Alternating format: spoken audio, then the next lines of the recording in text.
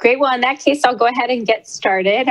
Good evening, Vacaville. We appreciate everyone who is participating in tonight's Parks and Recreation teleconference meeting. This meeting will be conducted pursuant to the Governor's Executive Order N2920. So please bear with us as we attempt to use remote tools. Instructions to call into the meeting or participate from a computer are provided on the agenda on the city's website at www.cityofvacaville.com. Callers who wish to comment can press *9 to get into the speaking queue. Computer users can click the raise your hand button within their Zoom controls to request to speak. So with that, I will go ahead and call this meeting to order for June 3rd, 2020. Tracy, roll call, please. Yes. Commissioner Leonard? Present. Commissioner McMahon? Here. Commissioner Ramos? Here. Commissioner Rucker? Here. Commissioner Thompson? Present. Commissioner Vasquez? Here. And Chair Lujan? Here. Thank you so much, Tracy. Moving on to the administration of oath of office. So for the new commissioners, again, welcome to our new commissioners that we have. And Michelle Thurnbo's the city clerk is going to be administrating that. So I'll pass it over to you. And the new commissioners, I think she's going to ask and request to take off mute. Thank you very much. If I could have Jennifer, please state your name. Jennifer Leonard. And Keith, please give me your name. Keith Thompson. And Mary.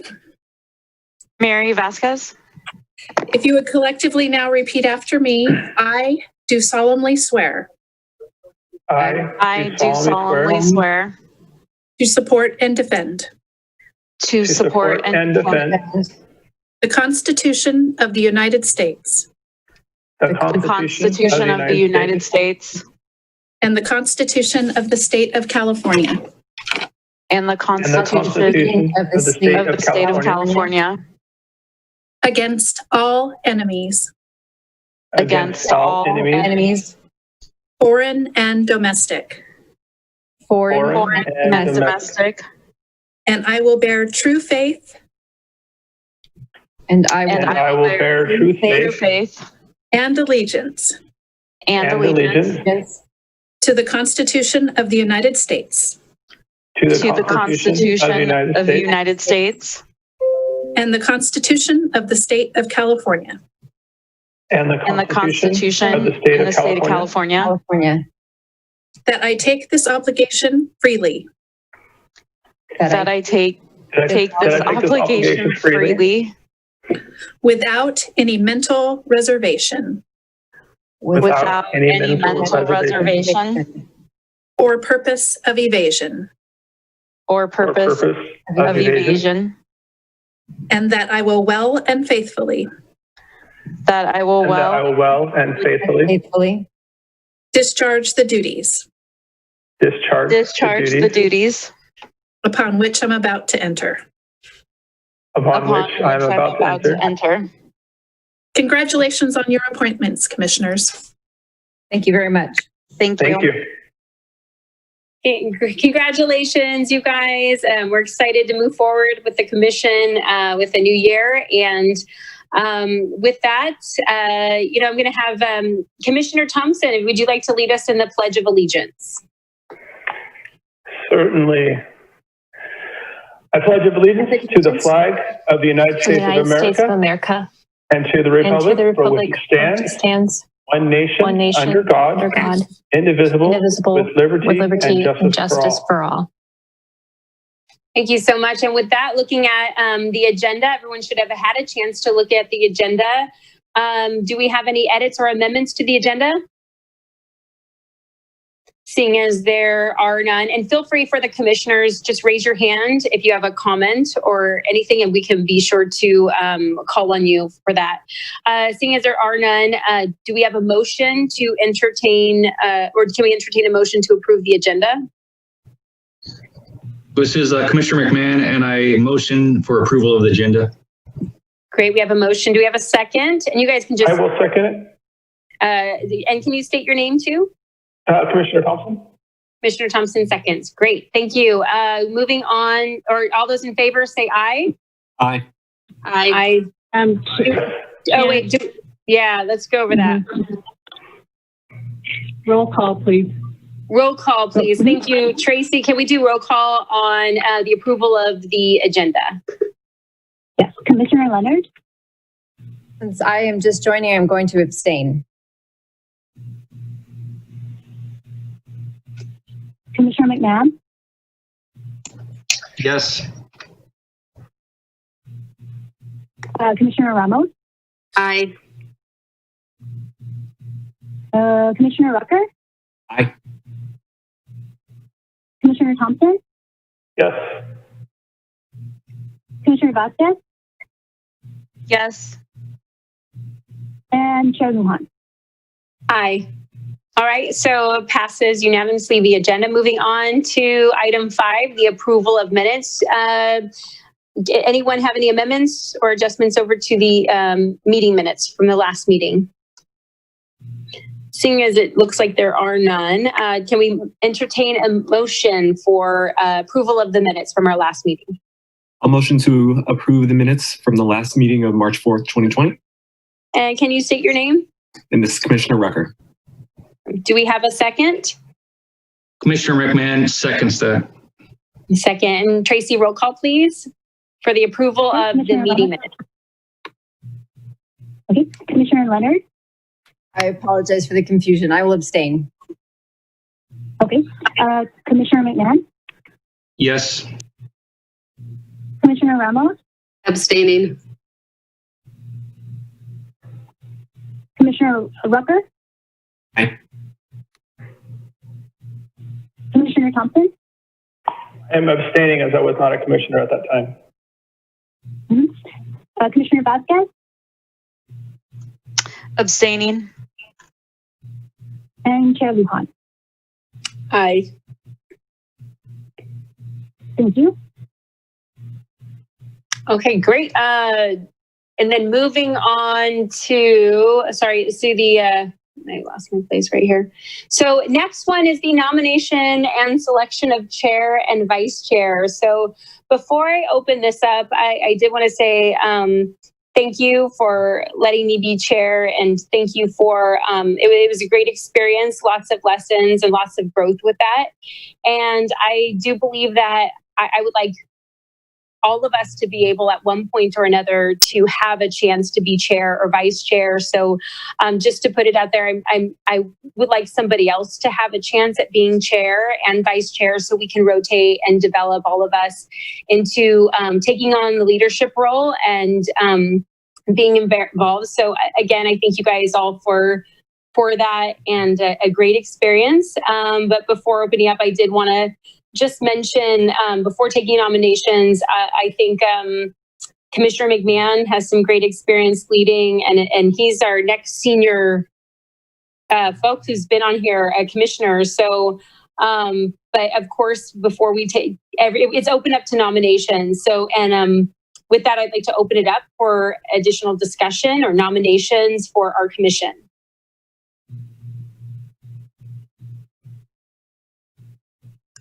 Commissioner Ramos. Oh, I see Commissioner Ramos's hand raised. Thank you, Chair Lujan. I agree with you. I think Commissioner McMahon, as our next most senior and very rational and wise member of the commission, would be my nomination for chair. Great. So we have a nomination on the floor. Do we have any other, you can raise your hand for additional comments or maybe other nominations? This is Commissioner Rucker. I apologize. Do I have to raise my hand or can I just No talk? worries. No worries. No worries, right. Or no worries, Commissioner.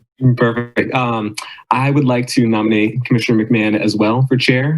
Commissioner McMahon has done some phenomenal work really since day one.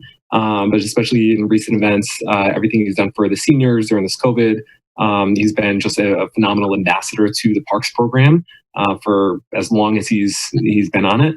I'd be honored to nominate him as the chair of this commission. Great. Thank you very much, Commissioner. And anyone else have a comment? And if you're unable to raise your hand, feel free to chime in and recognize yourself. No, it doesn't look like anyone else has any comments or nominations. So with that, because this is an action item that we're going to be taking, I'm going to open it up for public comment. And Tracy's going to be managing that for first come to be in the queue. So Tracy? Yes, taking a look at all the attendees, I do not see a hand raised. Okay, great. Well, in that case, we'll go ahead and close public comment. And since we've already had that discussion, probably no additional commissioner comments.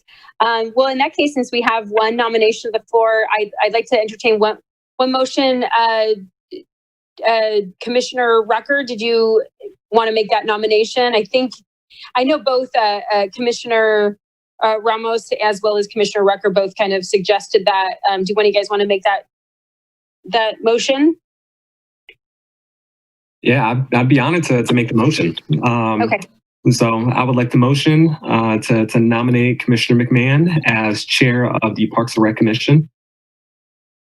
Great, thank you. And Commissioner Ramos, did you want a second? I will second that. Okay, great. Well, seeing as, and Tracy, can we do roll call on the nomination of our next chair, which we have Commissioner McMahon for that? Okay, Commissioner Leonard? Aye. Commissioner McMahon? Aye. Commissioner Ramos? Aye.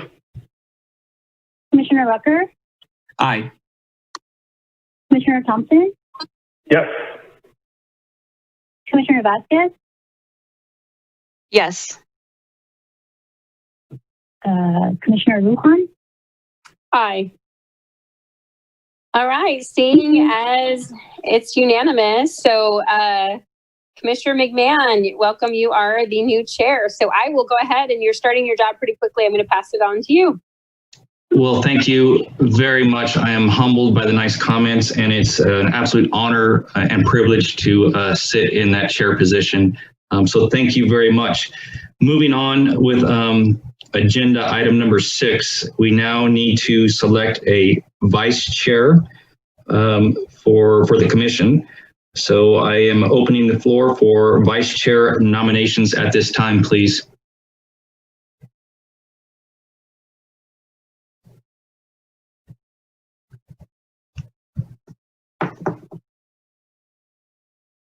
This is Commissioner Leonard. As a new commissioner and in the spirit of changing leadership and looking to some of our veteran commissioners to lead us all, especially as a new member, I'd like to nominate Commissioner Ramos as vice chair. Okay, very good. So we have a nomination for Commissioner Ramos. Any other nominations for vice chair for the commission?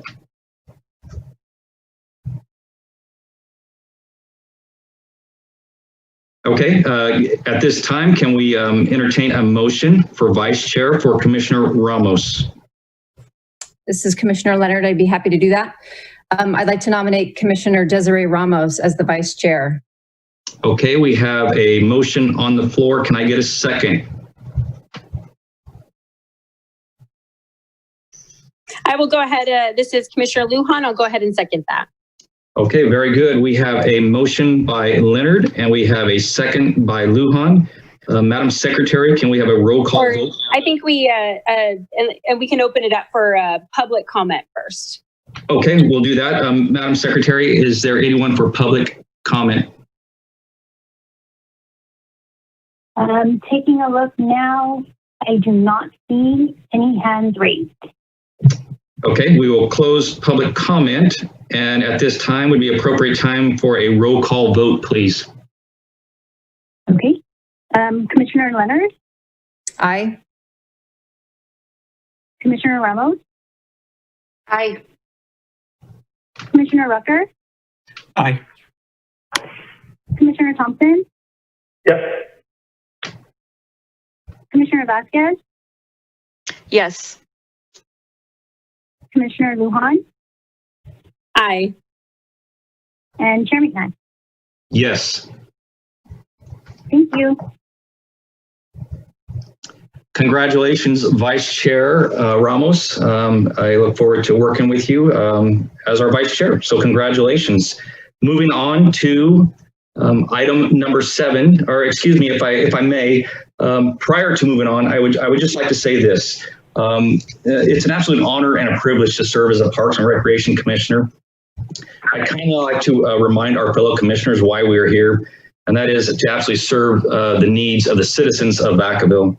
So I'd ask that we all remain professional and respectful of each other and our staff as we are all on one team.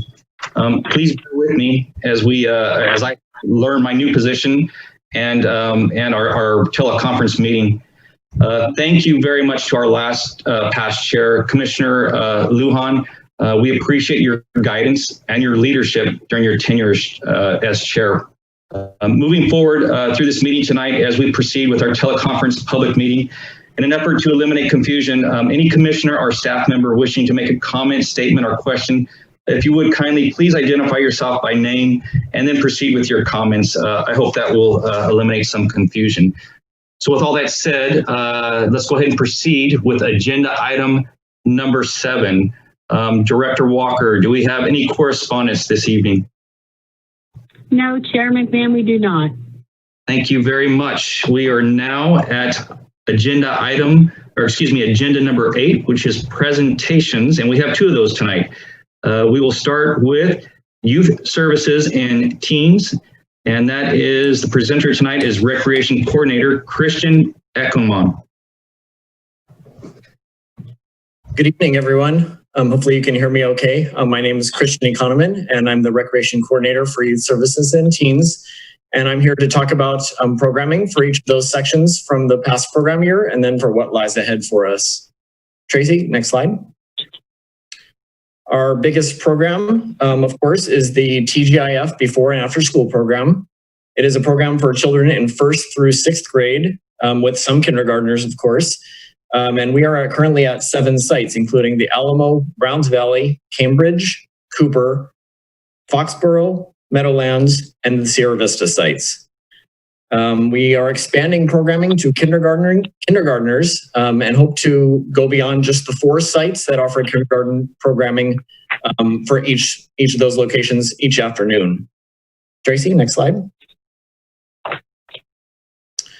Some of the components of the TGIF program, my favorites, of course, are the STEM and STEAM aspects, where we've really increased the focus on STEAM, including science, art, and math in almost everyday programming. Science Club continues to be one of the most popular programs.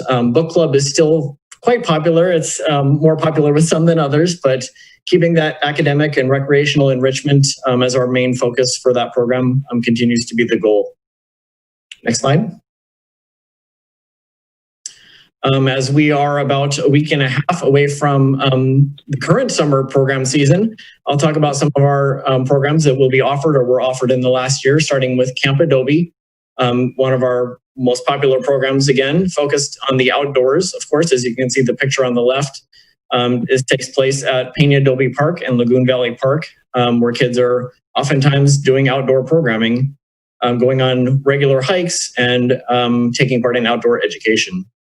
Wilderness 101 is an expansion of the Camp Adobe program. It is a 4-year supplemental grant-funded program by California Parks and Recreation. We started that last summer and will continue again for the next 3 years. It is a focus on presentations, guest speakers, more of that academic enrichment on outdoor education. Last year there were a number of field trips and outings exposing kids to wilderness and outdoor education. Next slide. Camp Splash is also one of the most popular with a focus on aquatics. Obviously, there is swim instruction in the morning and then visits to the pool every afternoon. That'll be a little bit different for the coming summer, and I'll talk about that in a little bit with some of our upcoming challenges. Camp Cooper is another rapidly developing program in popularity. Camp Cooper is our, if you will, standard TGIF or extension of TGIF program during the summer. They pride themselves on regular field trips, but always including, of course, regular group games, art projects, and team building activities. Next slide. Camp Kindness is one of our other returning programs. As you can see from the picture on the left, Kindness was originally developed to focus on the kindness towards animals. Partnering with the SPCA, we were focusing on developing education for young people and how we treat animals and how we can make the world a better place for animals. In 2019, that focus expanded on human kindness, and at an ever more needing time, that challenge or that element will continue this year as well. And then our newest camp, for the first time this summer, we are offering Camp Sunshine, named particularly for the age group of kindergartners. This camp is brand new and offered for incoming and outgoing kindergartners. So those that are new to kindergarten and those that are moving on to first grade are eligible to attend this camp.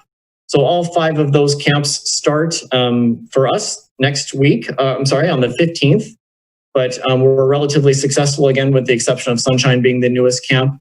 And as if I can back up just a little bit, that Wilderness 101 program that I talked about is a separate 2-week session offered in the normal weeks 7 and 8 of the summer season. Again, as kind of a supplement or a change up from the Camp Adobe program. Next slide.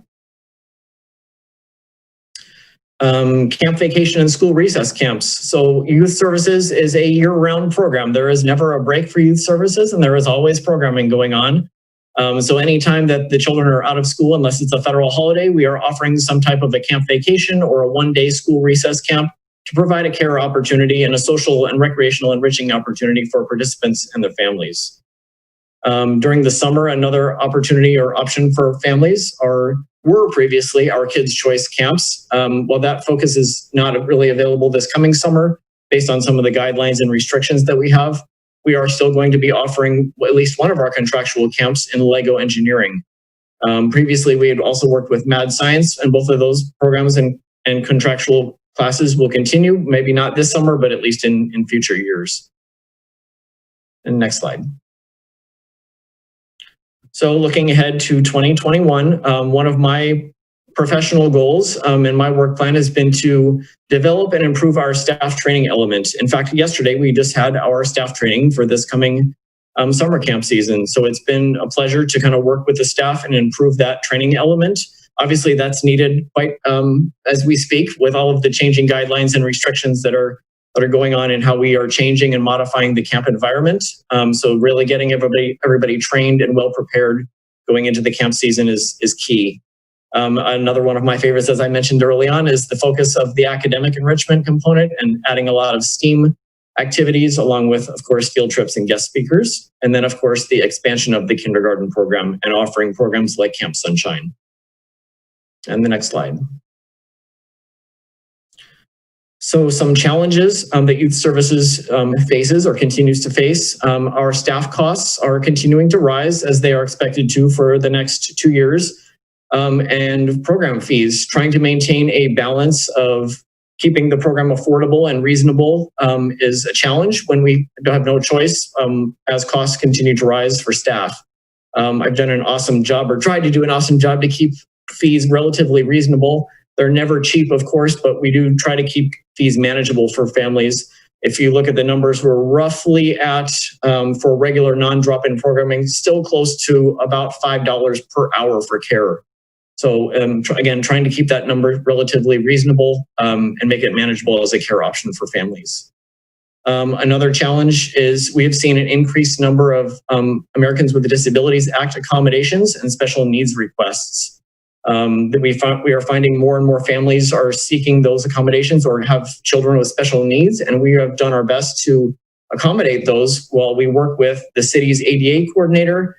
We meet with the families, we work with the site staff and come up with solutions and an accommodation plan that will best lead to success for our participants throughout the program year. And then, of course, the impact of COVID-19. The camp world and programming world is completely different than it was 2.5 months ago. So adapting to that ever fluid changing environment almost on a day by day or hour by hour basis takes quite a bit of flexibility, and we're working through it, and we are ready to start programming again. So those are our challenges for right now. And next slide. So teen programs. Teen programs are the next section that I supervise. So next slide, Tracy. Our biggest event, of course, and Tracy, I think you can actually click right on that Vacacon image. Vacacon returned for its second year, and this was in early March of this year. We saw about 2,500 participants. Maybe you can't, and that's okay. Anyways, one of our local staff designed all of the art for this event, including the image you see on your left. But it was a well-attended event. It matched what we saw in 2019, even with the uncertainty, and we had the threat of rain going on, but it was a well-attended event, and we had some special guest stars, as you can see from the other picture, with the 501st Star Wars Legion was on site. That's Boba Fett, and then a life-size Bumblebee was also there. So we had some quite interesting guests and made for a pretty special day. That event will return in 2021, likely in spring again. The next slide.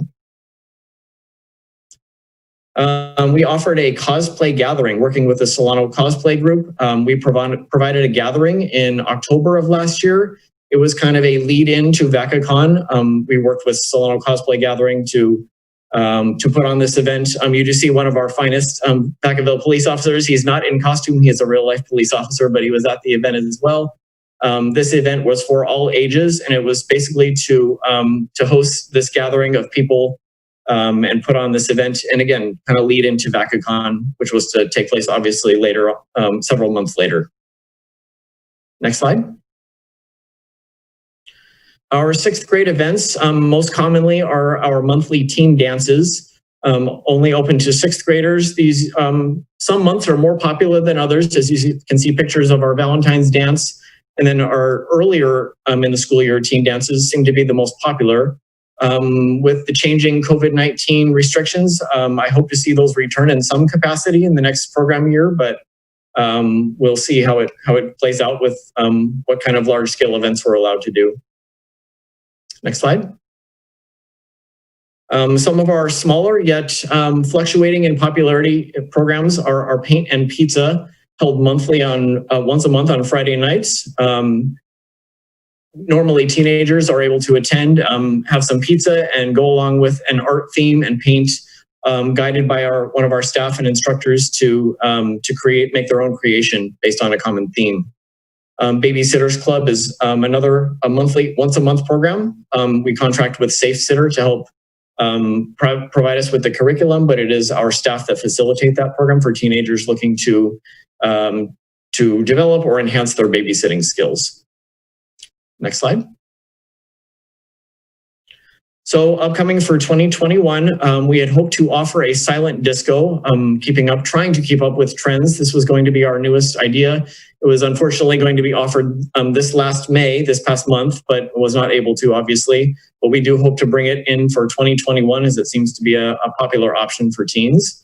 We also hope to bring back teen trips. It's been several years since these were offered, and these would just be day trips, whether it be to a local water park or a local getaway, something that we definitely were hoping to bring back for the next program year. And like I mentioned, Vacacon 2021 will return in spring of next year.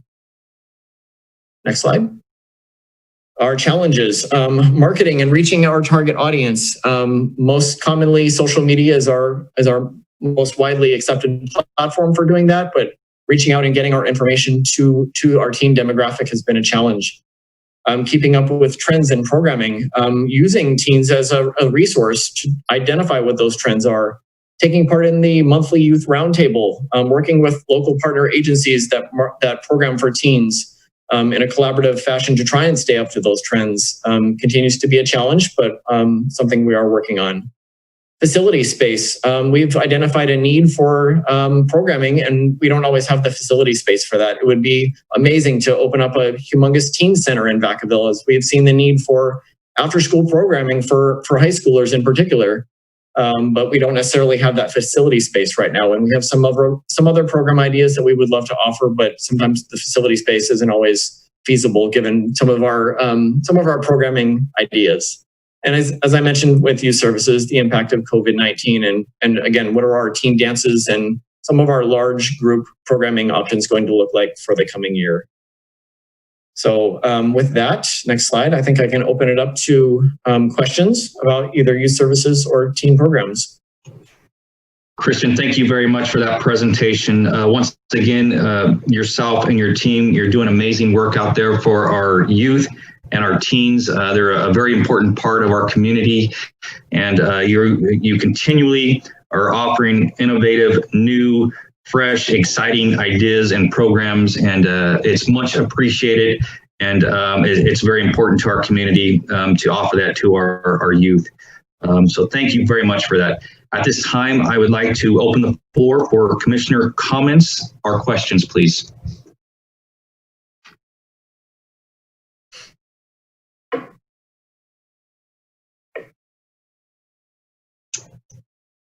Any questions or comments? Oh, and you know what,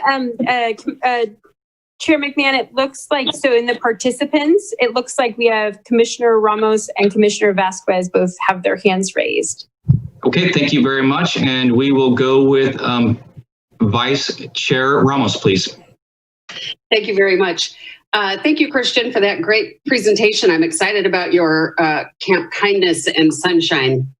That's really needed right now. And that's actually my question. With so many of our kids disconnected from their programs because of the shelter and then the curfews and everything that's going on, are we keeping in touch at all with the kids that we serve? Is there any ongoing conversation or connection with those kids? Yes, during the downtime, in particular in the last 2 months, the department has done an amazing job of hosting a virtual rec program, whether it be through YouTube videos or doing a 1-hour class or a quick session to check in with families or maintain some kind of a social connection with our program participants. To keep that social connection, even in times that we're following a stay-at-home order, is much needed. We've trained our staff on how to talk to kids about COVID-19 and how our camp life is going to be different in that you can't necessarily go up and hug your favorite staff or your classmates or whoever you see, and how it's not possible anymore.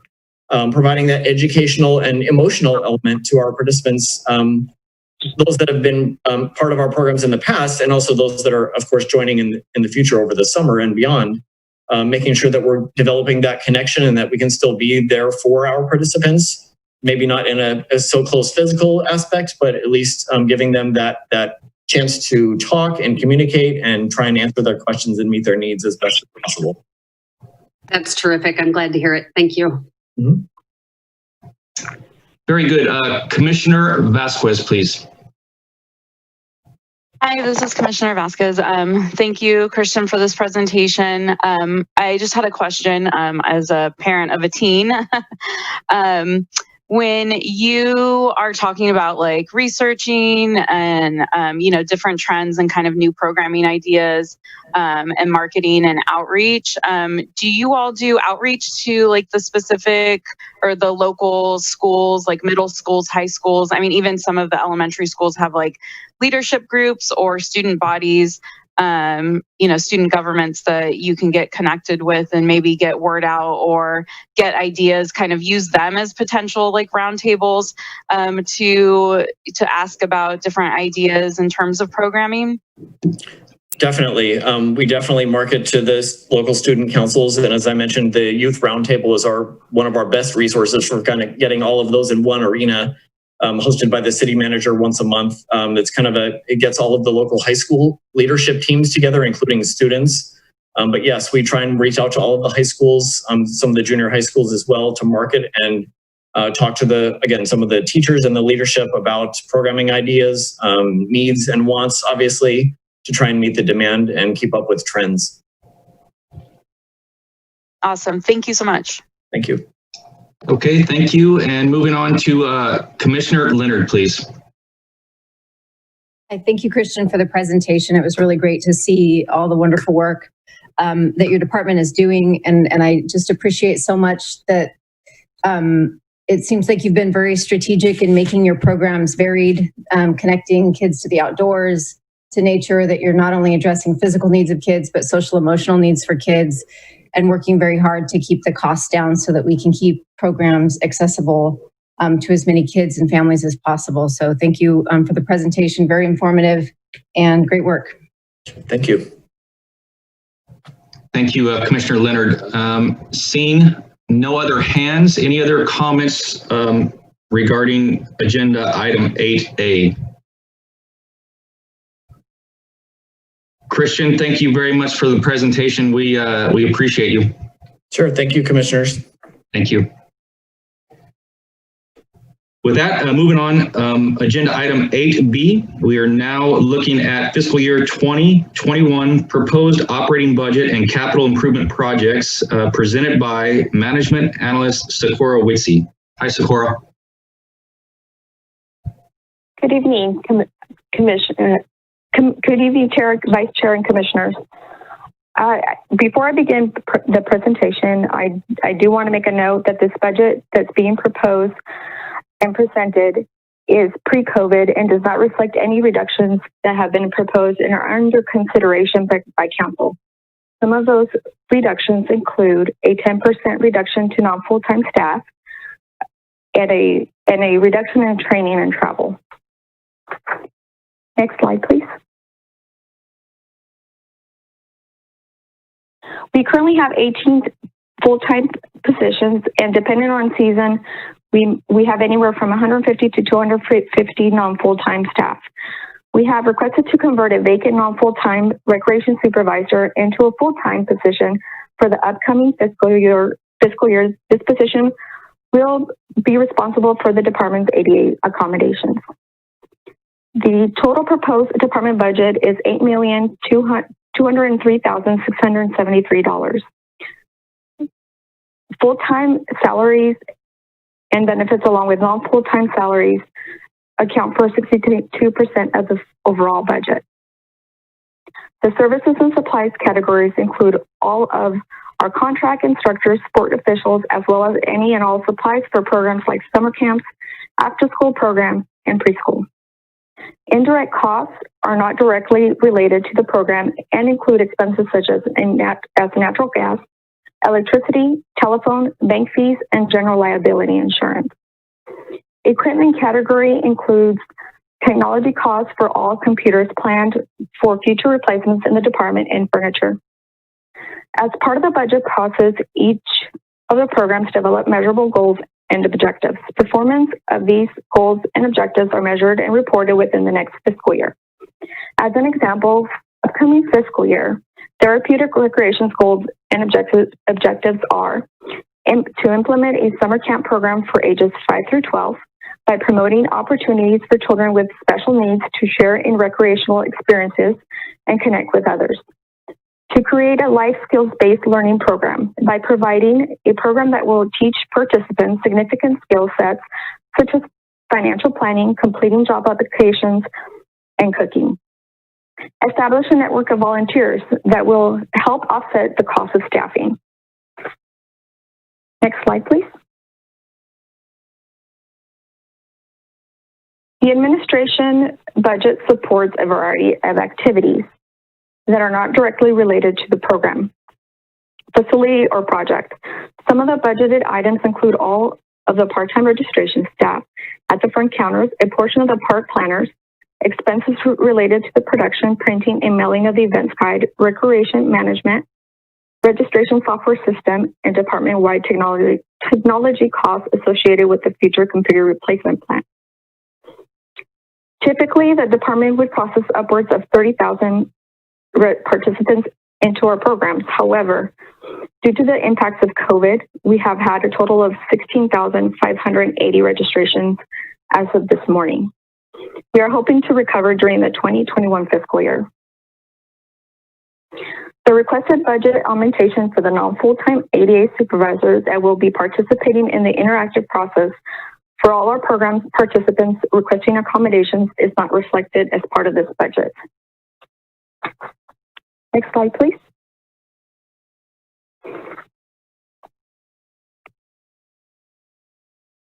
The programs listed on this slide are pay to play and are designed to cover all of their costs. We have great staff that stay on top of trends and really listen to our customers and the community to find out what type of programs they enjoy and new programs they would like to have available to them. Next slide, please. This slide lists all of our facilities and the proposed budget and estimated revenues for these facilities. The department's longstanding goal continues to be to subsidize facilities at no more than 50%. The department will be increasing marketing efforts of the facilities once the stay-at-home order has been lifted and gatherings are allowed. The expansion of programs and other city department uses such as testing, workshops, trainings, assessment centers, and interviews has led to less time being available for the facility rentals. Three Oaks had a total of 3,336 program uses booked through the end of the current fiscal year, and McBride had 3,332 in fiscal year 18-19. The Georgia Duke Sports Center hours of operations are almost exclusively used for programs. Therefore, this limits the opportunity to generate revenue at the center. The Graham Aquatic Center subsidy is 84% due to the high cost of running this facility. And the Harvest and Event Center was transferred from being managed by the Housing Department to our department this past year. The facility's location and the additional space it provides would be a great opportunity for some of our programs and activities. Next slide, please. The list of programs on this slide are community well-being programs and are not designed to cover their operational cost. They receive discretionary subsidy or support from the general fund. Special events program has previously received support from the Rate Development Agency, and with the dissolution of this agency, the program has no longer received these funds. Staff has aggressively pursued sponsorship and started charging a nominal gate fee for Creek Walk concerts.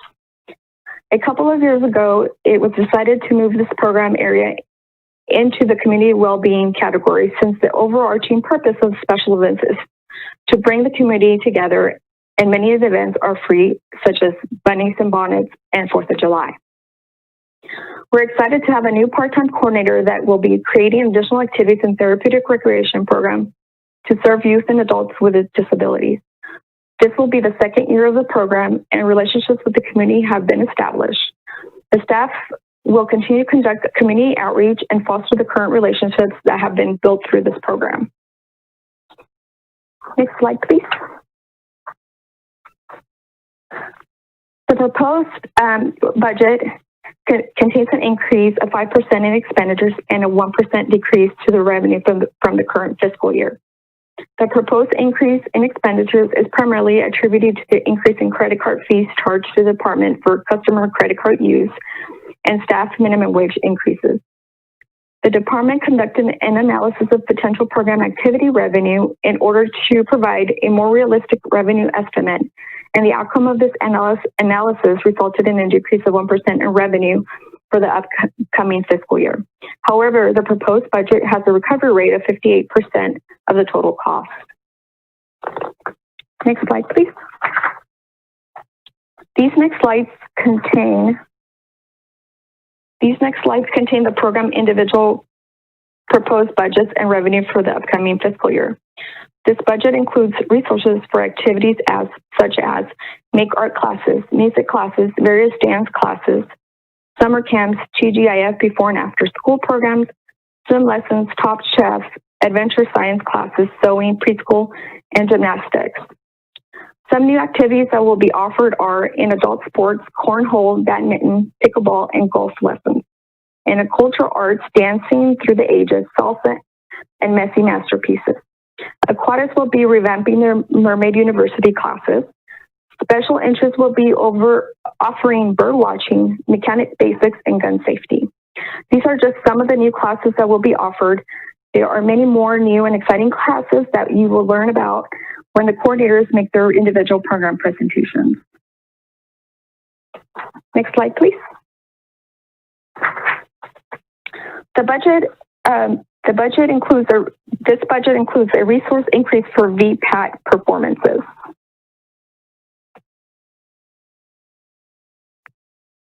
Next slide, please.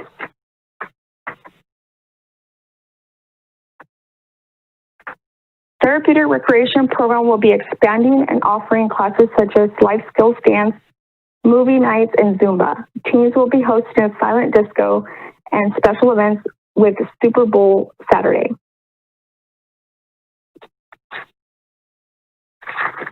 Questions?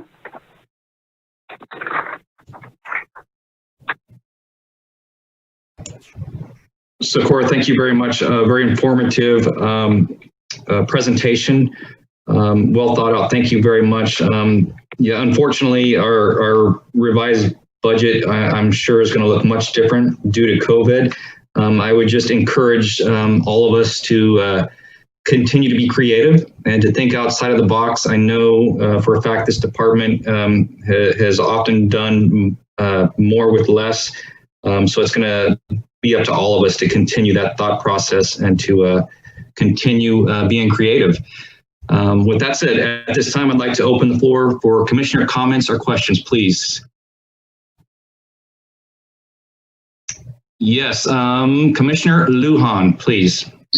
Hi, thank you so much for that. And I know you guys are going through a lot, trying to figure out ways to move forward in all of this. So we appreciate you guys' flexibility and able to try and keep a lot of these programs going. And I was wondering if you would, and sorry if you did mention this, but I was wondering, you were talking about a program sort of at the beginning where you're talking about life skills, financial education, and other sorts of things. Was that just all around, or was that for special needs? I heard you had mentioned special needs, but just wondering if you could expand a little bit on that. What I presented was just sort of goals and objectives for the therapeutic program. The other programs, I'm not sure if that would be included in their individual presentations. Great, thank you so much. There would be offering. Great. Okay, so it's the goals and objectives of working with the community and trying to find, I know, volunteers for some of the stuff that you're putting together. Yeah. Great. Thank you. Thank you, Commissioner Lujan. Commissioner Vasquez. Hi, this is Commissioner Vasquez. I just had a question about process and then also a question about the slides. One, can the commission receive a copy of the slides? And two, when presentations are given to the commission, is it possible to have the slides in advance just to kind of review the information in advance and have it, in advance to be able to, I guess, process the information and have thoughtful questions prepared for the presentation?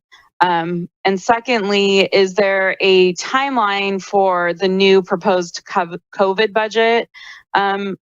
Is there an expectation from City Council and the mayor on when this needs to be ready by, and will it be presented to the commission before it goes to City Council? So there's several options that are being proposed at the moment. They've just went through the first session, the first budget study session during the last council meeting, and they are going to possibly make a decision in this upcoming council meeting. Sorry, so to clarify, that means you have to have a proposed budget by the upcoming council meeting? Or, no, or they'll have more of a directives for you at that point? Correct. So they will make the decision on where the budget cuts are going to happen. Okay, thank you. And then access to the slides, is that possible? Tracy? Yes, I can send them. And Tracy, this is Chair McMahon. Perhaps we can talk about that and maybe include those slides in our pre-meeting package if that's possible. Okay. Thank you, ma'am. Moving on, Vice Chair Ramos. Thank you. Yeah. Thank you, Socorro. I just have one question about Harbiston House. Is the budget for Harbiston House to bring it up to usability, or is that a budget item to rent it? That is a budget item to rent it. To operate it. Okay, so it's good to go now. It doesn't need any capital improvements. That's probably a question for another time. Yes. Yes. I got ahead of myself. Thank you very much. Thank you, Vice Chair Ramos. Commissioner Leonard. Thank you, Socorro, for the presentation. And I apologize that if I misunderstood. I thought at some point in the presentation you had mentioned a decline in enrollment or revenue due to COVID. Can you recap that again very briefly? So last fiscal year we had typically we have over 30,000 participants in our programs. This year is a little more than half, so about 16,000 participants because related to COVID. Okay, thank you for clarifying.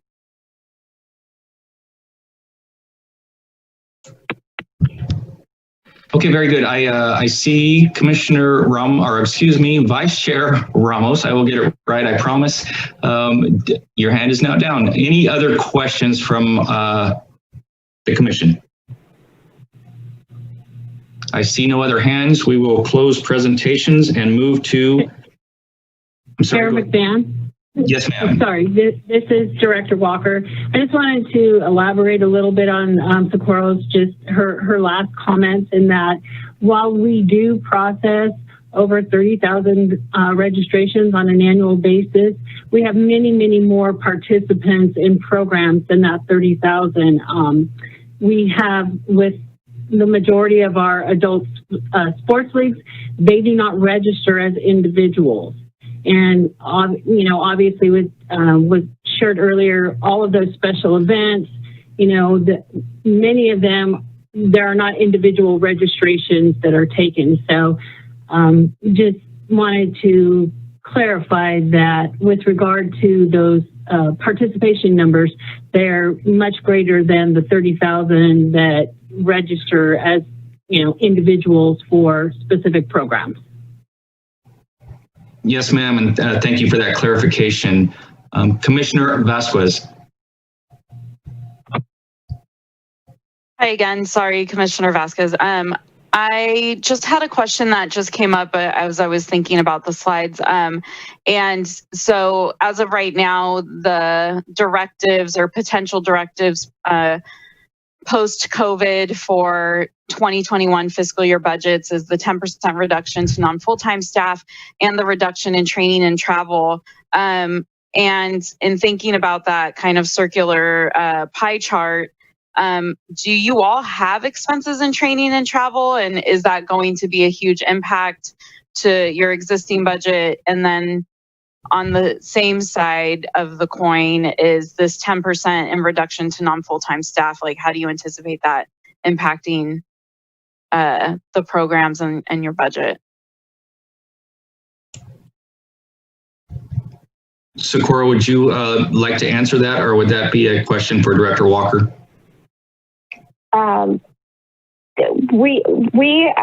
I can answer part of it. So for the reduction in training and travel, we do some traveling. We do participate in CPRS and RPA. We do have other trainings that we do go to for Parks and Recreation. As far as how it's going to impact us, we're not sure, because at this point we're not able to participate in those kind of trainings and travel. We don't know when that's going to be lifted so that we can travel. So I'm not sure what what great of an impact that will be for us. As far as the 10% reduction, that would be a program question, and it would impact each individual program. So I'm not sure how the outcome or the outlook of that. Chair McMahon? Yes, ma'am. Director Walker again. Yes, please. I just want to say, with regard to staffing, it will be challenging in that, if we are ultimately given the direction to cut non-full-time staff, that budget, the challenge that goes with that is that with our programming now and the requirement for physical distancing, it's likely that we're going to need more staff than we would normally. The other thing I just wanted to make sure that everyone understood was that those were two examples of proposed, cuts that are being discussed. Thank you. Thank you, Director Walker, for the clarification on that. Any other commissioner comments? Okay, I see no hands. We will move on to agenda item. Socorro, thank you very much for the presentation. You're doing great work out there and we appreciate it. Thank you, ma'am. Chair McMahon, Tracy Yes, here. Yes. So Socorro has this piece of presentation left to give. Okay, please, I do apologize for that. And yes, I see that now. I look forward to the next presentation, Socorro. Thank you, Commissioner. Thank you. So the next presentation is on the capital improvement projects. This is just a general overview. So there's no details, just kind of giving everybody an overview of all our projects in our different fund sources. Next slide, please.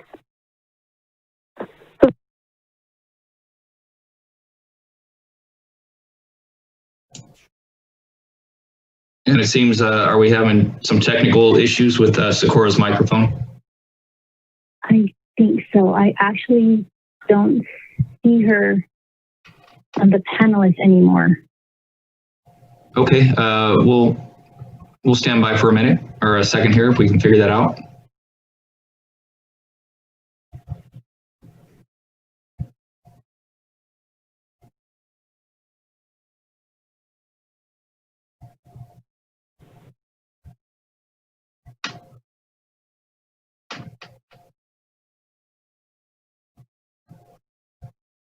Thank you, everyone, for being patient. Give us just a few seconds here, and we will try to resolve the issue. Thank you.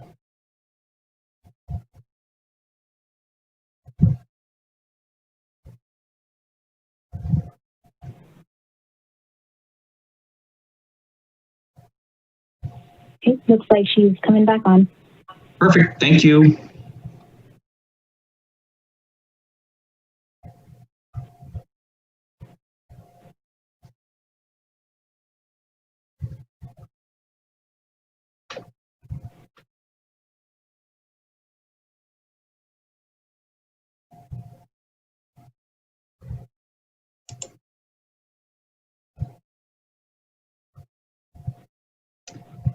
Yes, how are we doing, Tracy? Is she back on? She is back on. Oh, there you go. Hi, Socorro. Can you hear us? Hi, yes, I'm so sorry. I'm not sure. I just got kicked out of the Zoom meeting. Well, welcome back, and we look forward to the remainder of your presentation. Okay, so the development, these are all development impact fee projects. The development has an impact on virtually everything, traffic, sewers, services. The need for parks and recreation facilities impacted by the development as well. Because of this, developers are required to pay a development impact fee at the time building permits are issued for each residential dwelling unit. So some of these projects at Magnolia Park Phase 2 and Vanda Meadows are new projects. Bryant Landing, Nashmesto Neighborhood Park is expected to be completed in the fall of 2020. Citywide Park and Rec Master Plan is expected to be completed by January 2021. Development Impact Fee Update works to be completed by January 2021. And then the loan commitment for repayment of Centennial Park is for Centennial Park infrastructure. Next slide, please. These next few slides contain the list of the proposed general fund projects. These proposed projects for the upcoming fiscal year will likely be impacted by the budget reductions due to COVID. This will only be a brief review of the draft project list, and a more comprehensive CIP presentation with the Director of Public Works will be scheduled in the future. This draft list of general fund projects are being proposed for funding in the upcoming fiscal year. Some of these projects have been partially funded in previous fiscal years and are partially funded will also be proposed in future fiscal years as part of the five-year CIP plan.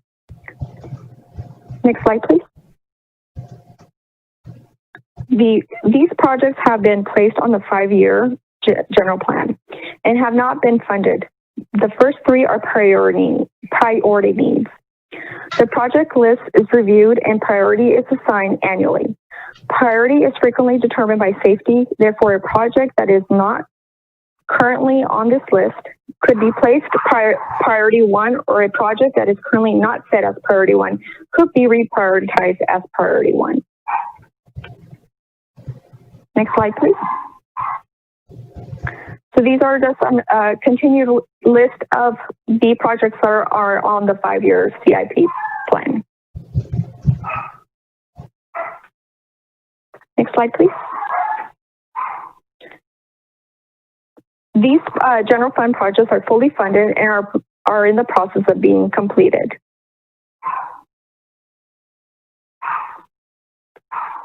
Next slide, please. These measure and projects have been approved by council and are in progress. However, these two are being discussed to be placed on hold as part of the budget concerns related to COVID. Next slide, please. These projects are funded by grants or multi-funded, and they're currently in the process of being completed. The Creek Walk stage will be delivered. Is expected to be delivered on Monday, so that project will be complete. And that concludes my presentation. Any questions? All right, Sakura, thank you once again for that second part of the presentation. I will now open the floor for commissioner comments, please.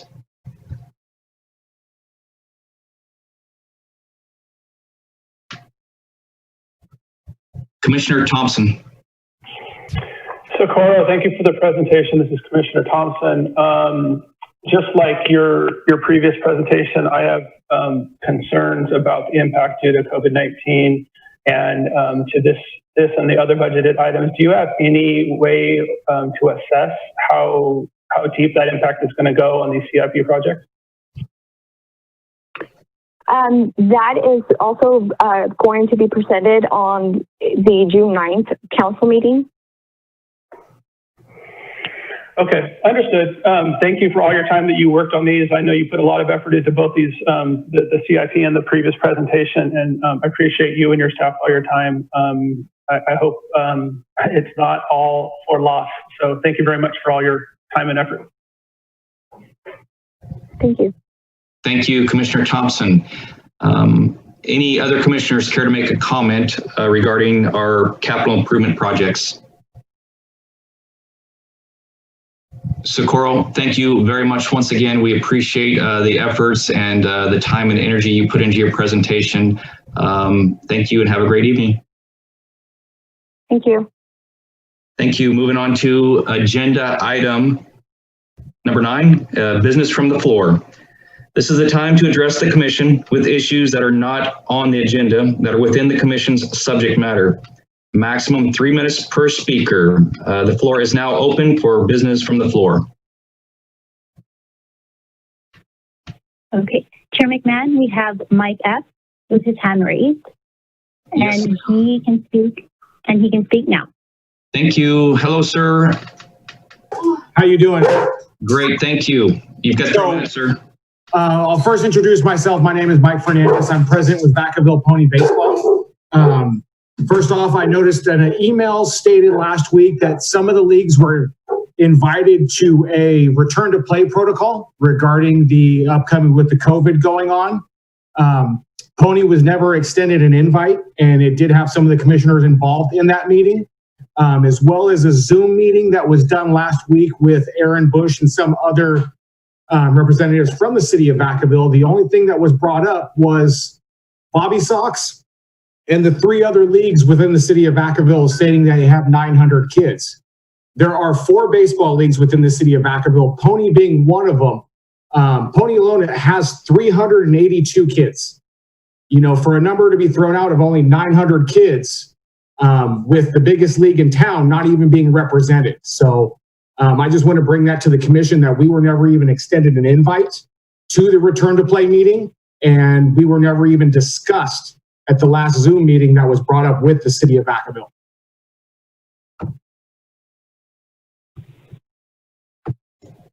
Yes, sir. Thank you for your comments this evening.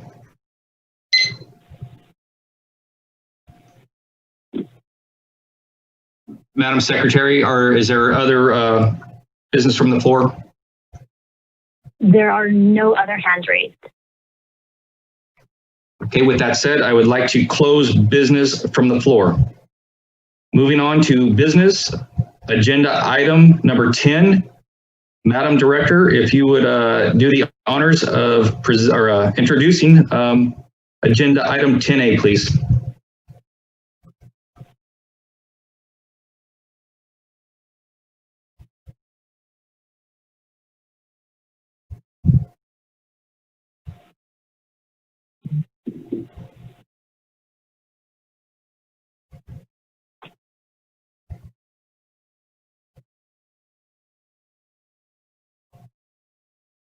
And Director Walker, how do you, can you hear us?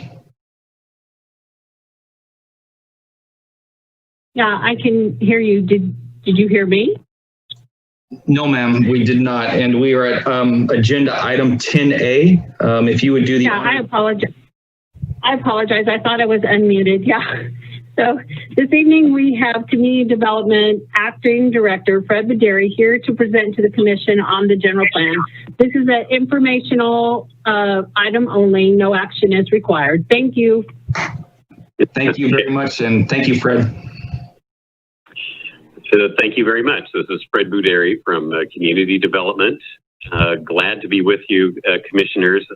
I think we're going to begin this item with a brief video. Tracy, are we able to show that now? And yep. It'll discuss the background on just the full range of what the general plan covers. So we'll see that now. Okay, I'll play it now, and I hope the audio is good.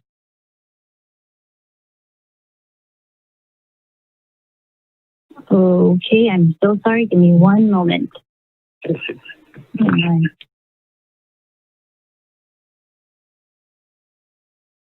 And then a general. I'm here to answer that burning question. Start it again. I'm so sorry.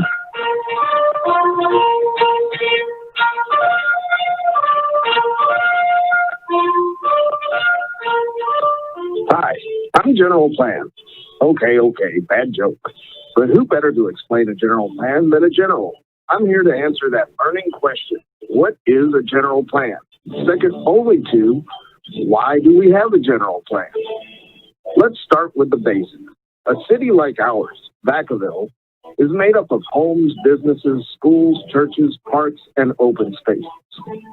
Then, of course, there are streets, utility lines for water and sewer, electricity, and more. That's called infrastructure. Vacaville has been around for over 160 years. Over that time, a lot of things have changed. More houses have been built, businesses have been moved in and out, and streets have been paved. The general plan not only helps coordinate all the growth and changes, but outlines what we want. And that, in a nutshell, is the role of the general plan. It's a document that coordinates the future growth and development of Vacaville. We like to call it the blueprint for how the city will change over time. But what makes up a general plan? Most importantly, the general plan establishes the vision for what the city wants to be. For example, we want to preserve its small town feel by continuing to be a family-friendly city. We want to promote a balance of high-quality housing and commercial development within the urban growth boundary. Also, we want to continue to provide beautiful parks, exciting cultural and recreational amenities, and civic institutions that inspire community pride. The general plan contains many policies that implement this vision. This might be the most critical part of the general plan. It answers the question of what the land uses in Vacaville will be and how much of what uses we would like. Which areas would be used for housing? What types of housing? Single-family homes, duplexes and townhomes, apartments? Which areas will be used for businesses, industries, parks, schools, and finally, the land use element designates area for open spaces. The transportation element of the general plan outlines how people will travel around our city. It can be in the form of new roads, walking and hiking trails, biking trails, buses, and other forms of mass transit.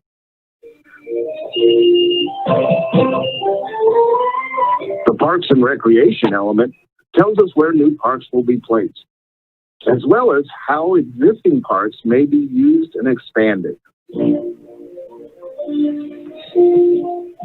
Along with planning where buildings will be built, an equally important aspect of the general plan is to designate what areas will remain as open space. It contains policies that keep air and water clean and preserve land for wildlife, and also protects the citizens from excessive noise. Public facilities and services plans for sewer lines, water lines, and storm drainage needed to serve our residents. The general plan even covers how we can protect our community from fire, floods, earthquakes, and other natural disasters. Now that we know what's actually in the general plan, here's how it's used by the city of Vacaville. The general plan is used in many ways. First and foremost, property owners and developers use the general plan to see what is envisioned in an area so that they can make proposals that meet the city of Vacaville's vision. Once the plans are submitted, the city council, planning commission, and city staff all consider the proposal to see how it matches the general plan's goals and policies. The public gets a chance to comment as well at various public meetings that are held regarding these proposals.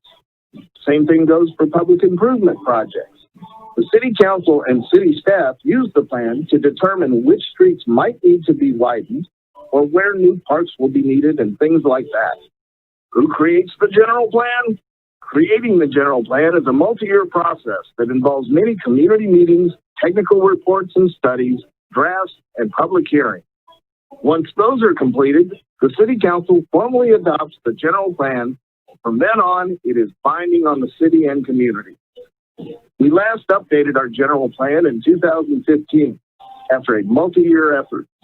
The general plan typically lasts about 20 years and can be amended or changed 4 times per year to address new information and particular issues. If you want to learn more about the general plan, it can be found at the city's website, www.cityofvacaville.com/general plan. Or you can always come by one of our planning commission or city council meetings or stop by at community development at Vacaville City Hall. Thanks for watching. We hope you enjoyed this explanation of the city's general plan. We'll see you around Vacaville.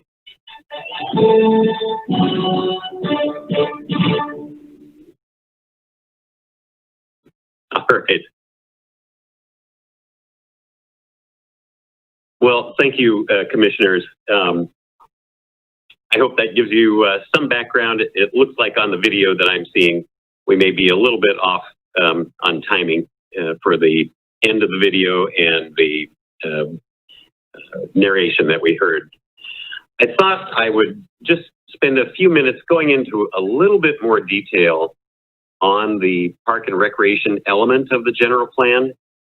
The general plan, it's certainly comprehensive and very wide-ranging in what it covers. And the park and recreation element is one that I know this commission has a special interest in. It's an optional part of a general plan under state law. Vacaville has typically had a park and recreation element in the general plan. It contains the goals and policies to implement the vision, as was mentioned in the video. And it provides guidance for development in the city and for city projects like the capital improvement program projects that we saw in the previous presentation, and projects like the department's park master plan that is undergoing update. The park and recreation element is intended to be diverse in its nature. It addresses the parks themselves, their general size and type and location. It also addresses accessible open space, and those areas are shown in the general plan document in the element. It also shows community facilities, so the community centers, the libraries, other facilities that are provided as recreation facilities in the city, and then also addresses things like trails, both bikeway trails and multi-use trails, and their intended locations or general locations. In the using the park and recreation element, the city staff use it for preparing the plans that I just mentioned, such as the CIP, the park master plan. The community development staff use the park and recreation element in their analysis of projects. And so the city's general plan policies and standards are setting a goal of, for example, a certain amount of park acreage per 1,000 residents in the community. And so when the city staff are analyzing new development projects, one of the things they might look at in the case of large new development areas is, what will the project do to the ratio of park acreage to population? The planning staff and other staff in the city also look at the consistency of development projects with the goals and policies that are in the park and recreation elements and the location of park and recreation facilities. And then finally, in project reviews, we're looking for implementation of actions that the City Council required when they adopted the general plan. And those include requiring that the city staff coordinate with each other on the review of development projects to ensure that development provides the planned and anticipated park facilities and ratios of park acres, and that we coordinate, for example, with the public safety staff as well on how we design parks and what type of features go into them. And I thought I would just take a minute and say we do come before the Park and Recreation Commission on occasion with regard to projects. Often that's in the form of coming to you to show you planned new development areas that are coming into the city or being planned for their urban uses for the first time, and reviewing for you and for your recommendation the location of park and recreation facilities and how those further meeting the goals of the general plan. We are looking at master plans that are often created as part of some of these new projects. So in recent past, you've been shown and provided recommendations on the design of projects such as the Roberts Ranch specific plan area, which included in its design approval the actual designs of the park master plans that would go into that project, including small neighborhood parks and large public open spaces. And we will also be coming to you in the future with revisions to the city's land use and development code, because the code does require certain types of review processes for certain types of parks in locations where they may have effects that have to be examined. And so sometimes a conditional use permit is required for certain types of park and recreation facilities that might require an action, an approval by the planning commission, for example. And in those cases, we will come before the Park and Recreation Commission to show you the proposed plans, to seek your comments and recommendations that we forward on to those bodies that are identified as the decision makers under the city's land use and development code.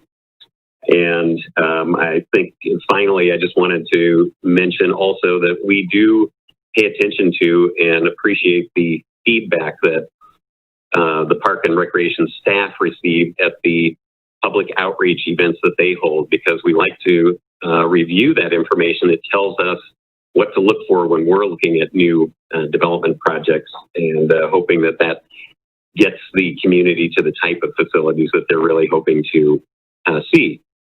So that concludes our presentation on the general plan. It's, again, a very general overview. I'd be happy to try and answer any questions that you have, and thank you very much. Thank you very much, Fred. I appreciate the video of the general plan. It broke it down into fairly easy terms that even I could understand. I do appreciate that.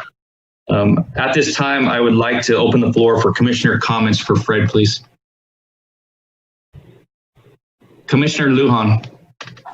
Hi, Fred. Thank you so much for that information. And I do appreciate all the outreach that goes on in the community to have as much sort of input as possible when it comes to new things that are on the table. And I was just wondering, what is the current, you were mentioning the optional component, and I was wondering too about the, in terms of goals and policies, the ratio of like parkland to like homes and developed land.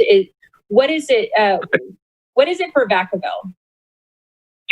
So the general plan policy is that the city goal is to have 4.5 acres of parkland per 1,000 population.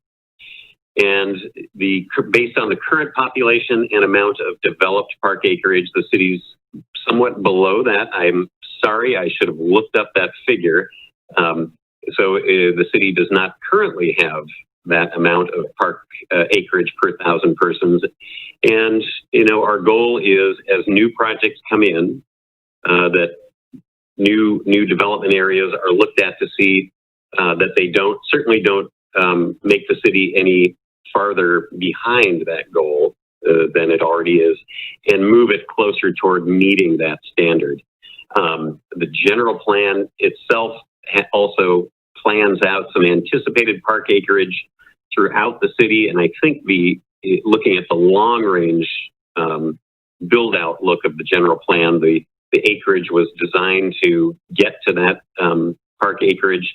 But of course, development doesn't happen all at once. It happens over such a long period of time that we're always looking for ways to try and improve that ratio with each project that involves parks. Great, thank you so much. And is that for, you said the city goal, so is every city different, or is that kind of a state? Every city is different and sets their own standard, and that ratio of acreage, that includes all of the neighborhood parks and community parks, and I think the larger Centennial Park, which is called the city park in the master plan. Thank you. Yeah, that was a great question, Commissioner Lujan. Thank you very much for that. Commissioner Rutker. Thank you so much, Chair McMahon. Fred, thank you for being here and going over the general plan, especially when it relates to parks. I'm glad that Commissioner Lujan brought up the whole ratio. I don't have the figures in front of me, but I know that 4.5 to 1,000 residents would mean that we should be around 450, or the goal would be to be around 450 developed. And I believe last time I checked, we were around like 250 to 275. So like you said, a little bit under, pretty significantly under. The concerns that I have is that last year, I know we were brought a plan for a park over in the Farmstead. I believe that was what it was called, over by Fruitvale. And correct. I know the The plan also calls for parks being built going forward to be no less than 6 acres, and that was a 3-acre park that got brought to us and ultimately approved, which is, again, half of the general plan's estimation. Then on top of that, the Sire golf course property, which I think there's proposed 200 plus homes over there. Out of all that space, I know there was only proposed to be anywhere between 6 and maybe 9 developed acres. And I think even that 9 is a little generous, given that I think there were detention basins in there. So all that being said, when we have concerns about things like that, because with the amount of residents that will be moving to Vacaville over the next couple of years, and the lack of space that's going to be implemented for the parks, it seems like, who can bring up some of those concerns? Because that to me didn't seem like we as a city were following our own general plan. Good points. And yes, you're correct. The amount of acreage in new developments can vary. In the case, for example, of the Farmstead project, the site there, an infill piece of property surrounded by existing neighborhoods. So the standard minimum size for a neighborhood park is 6 acres. In the case of the general plan, it has policy language that recognizes that in some cases in infill properties, there may not be the flexibility that you might have with a large new development area where there's many hundreds of acres that are being planned out. And in that case, it did require analysis and treatment of that exception to a typical standard for a park size. And so while the project itself was consistent with bringing in a new park where we needed one for the neighborhood very close to there, and did improve the ratio of acreage to for existing developed acreage, didn't quite get us, something in the standard size that we would have hoped for.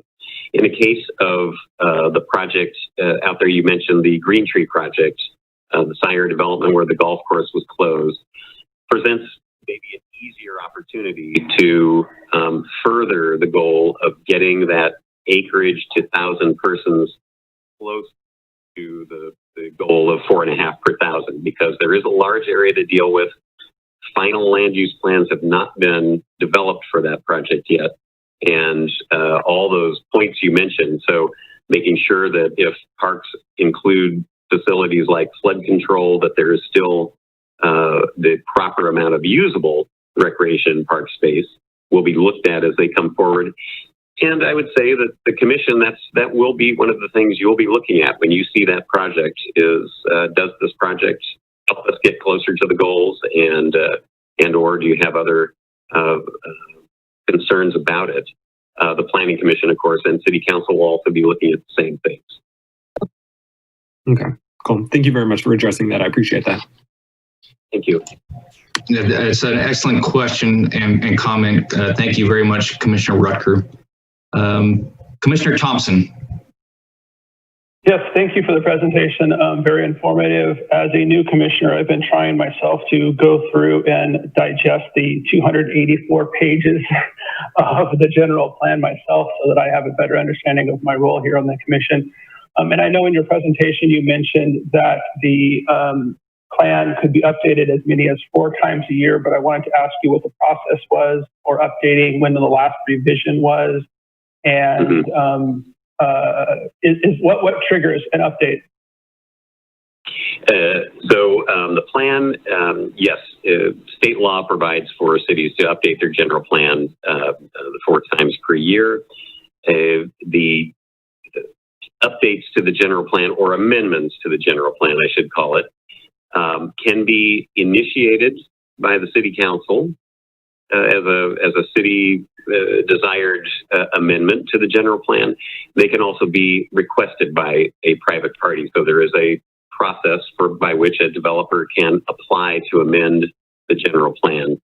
And so it can happen in either of those ways. And both do occur.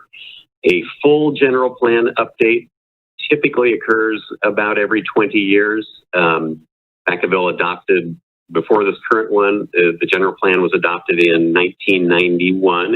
Its review and its preparation began in 1989, was adopted in 1991. That plan stayed into effect until August of 2015 when the current general plan was adopted. So that full comprehensive update typically occurs about on a 20-year cycle for most cities. There can be in between that, during that 20 years, also typically initiated by cities. There can be technical amendments. Sometimes state planning law might be changed to require cities to do something different in their general plan that they didn't have, or a new standard for measuring some particular land use issue may be developed and desired for adoption as a technical update to a general plan. So there are a variety of ways that amendments can occur. Okay, and I appreciate your clarification. Clearly, 4 times a year would be cumbersome, and I just wanted to make sure I fully understood the process. Thank you for your explanation. Okay, thank you. Thank you, Commissioner Thompson. And I see no further questions from the commission. Madam Secretary, do we have any hands raised from the public? I'm checking now. I see no hands raised. I will close public comment. Any further additional commissioner comments?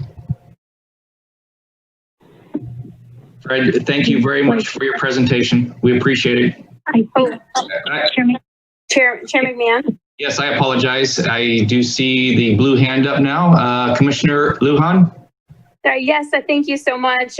Again, Fred, I appreciate this, and it's very informative. And I was just wondering, as a follow-up, and I'm sure the information isn't there, but just kind of figuring out as well my curiosity in terms of which communities in Vacaville which don't have a lot of park space, and you know, in terms of the distribution of as park space, you know, hopefully we're going to be able to achieve that. But just wondering the different communities and which communities have more sort of acres of park versus other ones. I'd be very curious, and I would love a follow-up on that, and depending on what the other commissioners feel. Well, that would be great. I'd be happy to check into that and see if we can provide some information for you to know that that type of situation. Thank Absolutely. you. Thank you very much, Fred. And yeah, we look forward to that additional information as well. All right. Commissioner. Well, thank you very much. We have one more commissioner comment, it looks like, Fred, and it is Commissioner Vasquez. Sorry, Commissioner Vasquez. I just wanted to echo Commissioner Lujan's comments and would love to see that information as well. Very good. Thank you. That's a great idea. Thank you very much. Any further commissioner comments? Fred, again, we appreciate it. Thank you for the information. Thank you very much. Yes, sir. Moving on, Madam Director, to agenda item 10B, please. Thank you, Chair. This evening we have management analyst Socorro Witsy, who will be updating the commission on the status of the Youth Sports Advisory Team. Thank you, Director Walker. Welcome back, Socorro. Thank you. Thank you. So a little bit of a background on the Youth Sports Advisory Team. The Youth Advisory Team and the meetings were created in 2003. The purpose of creating this team and conducting these meetings were to provide various sports organizations that had an agreement with the City of Vacaville, the Vacaville Unified School District, and the city an opportunity to collaborate with one another. At that time, the City of Vacaville was responsible for managing the Vacaville School District fields, which required additional coordination between all parties.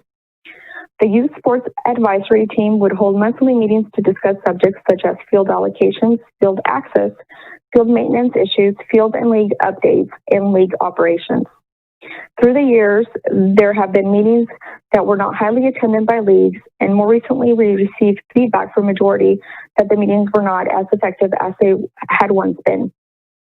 Due to this feedback, the city conducted individual league meetings to address concerns with items such as field conditions, maintenance, field allocations, facility safety, and the youth sports advisory team meetings. The city received positive feedback regarding the individual meetings, and the majority found the meetings beneficial and indicated that they would prefer the individual meetings. The city polled the leagues and received votes from 6 out of the 7 leagues.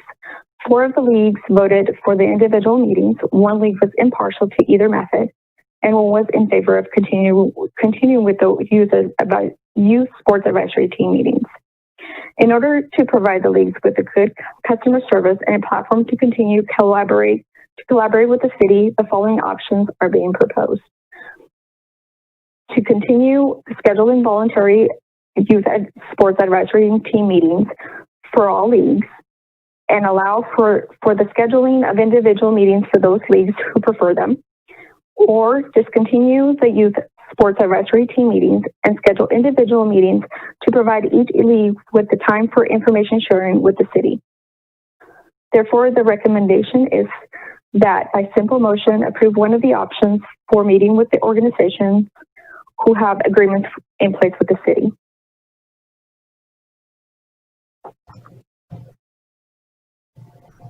So Cora, thank you very much for that. I'd like to open the floor for commissioner comments, questions, please.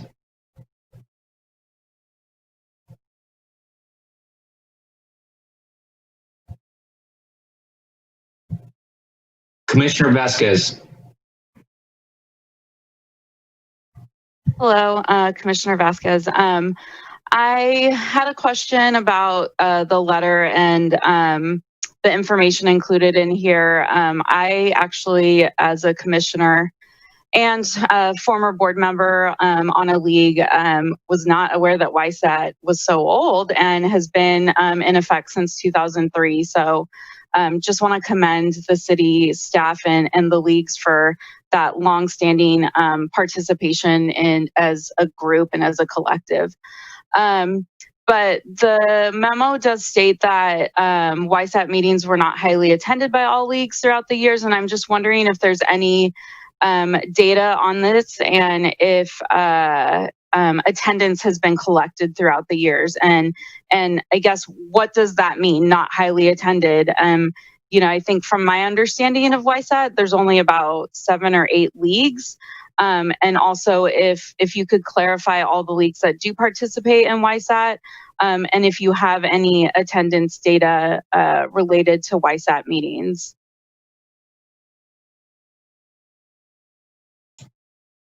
Sure, we do have the attendance. I would have to go back and see how much data that we do currently have on the attendance, but we can certainly go back and take a look. And then can you clarify for the commission all the leagues that participate in YSAT and are invited to participate in YSAT? It's mostly all the leagues that have a agreement with the city. So it's Bobby Sox, American Little League, Central Little League, American Little League, Pony League. It used to be the swim club, but now they've opted for individual meetings with the city. And it's the youth, the VYSL, the soccer league, and Bengals.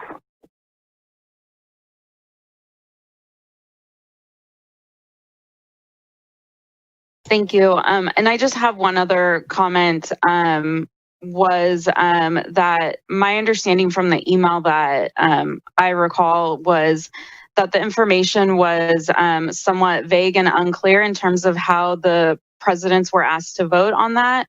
And just a note, as a commissioner, it would have been helpful to include that information here in the agenda packet, so that the commission could see the information that was sent to the leagues and also how the leagues voted.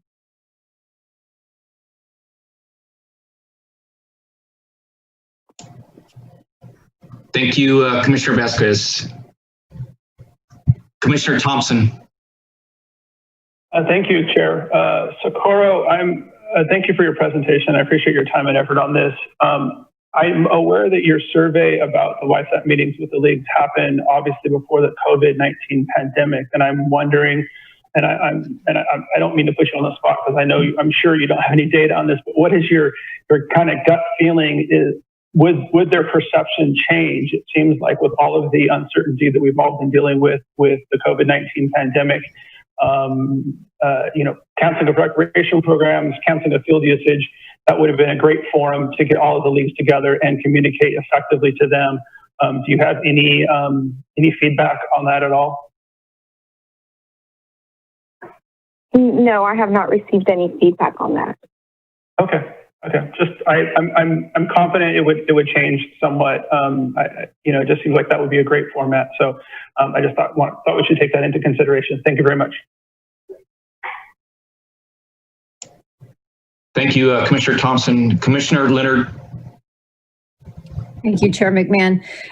Not to get off topic, but it does reference a previous relationship and opportunity to meet with Vacaville Unified School District. And I'm just wondering if the city has established other standards for meeting and staying connected with the school district about the facility use agreement. And since there's so much overlapping for the same families that are served by our school recreational programs and our city's programs.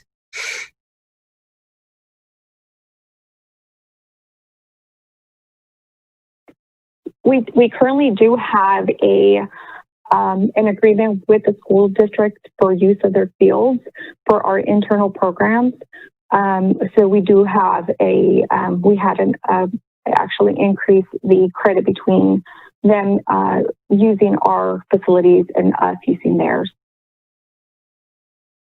Chair McMahon, this is Carrie. Can I elaborate a little on the relationship between the city and the school district, the history? Yes, ma'am, please do. Sure. Back, actually, it coincided. It was one of the reasons that YSAT was started. Back at that time, the city had just entered into a license agreement with the school district where the city had provided the school district with $2 million to allow the city access to school district facilities for a period of time. It was primarily, I believe, access to fields. Shortly thereafter, it was a challenge. Access was a challenge, and I think that both parties agreed that, the license agreement was not really working out, so that agreement was terminated and the school district reimbursed the city. At the same time, there was a use agreement between the city and the school district, and at that time, the city was responsible for allocating all of the school district fields.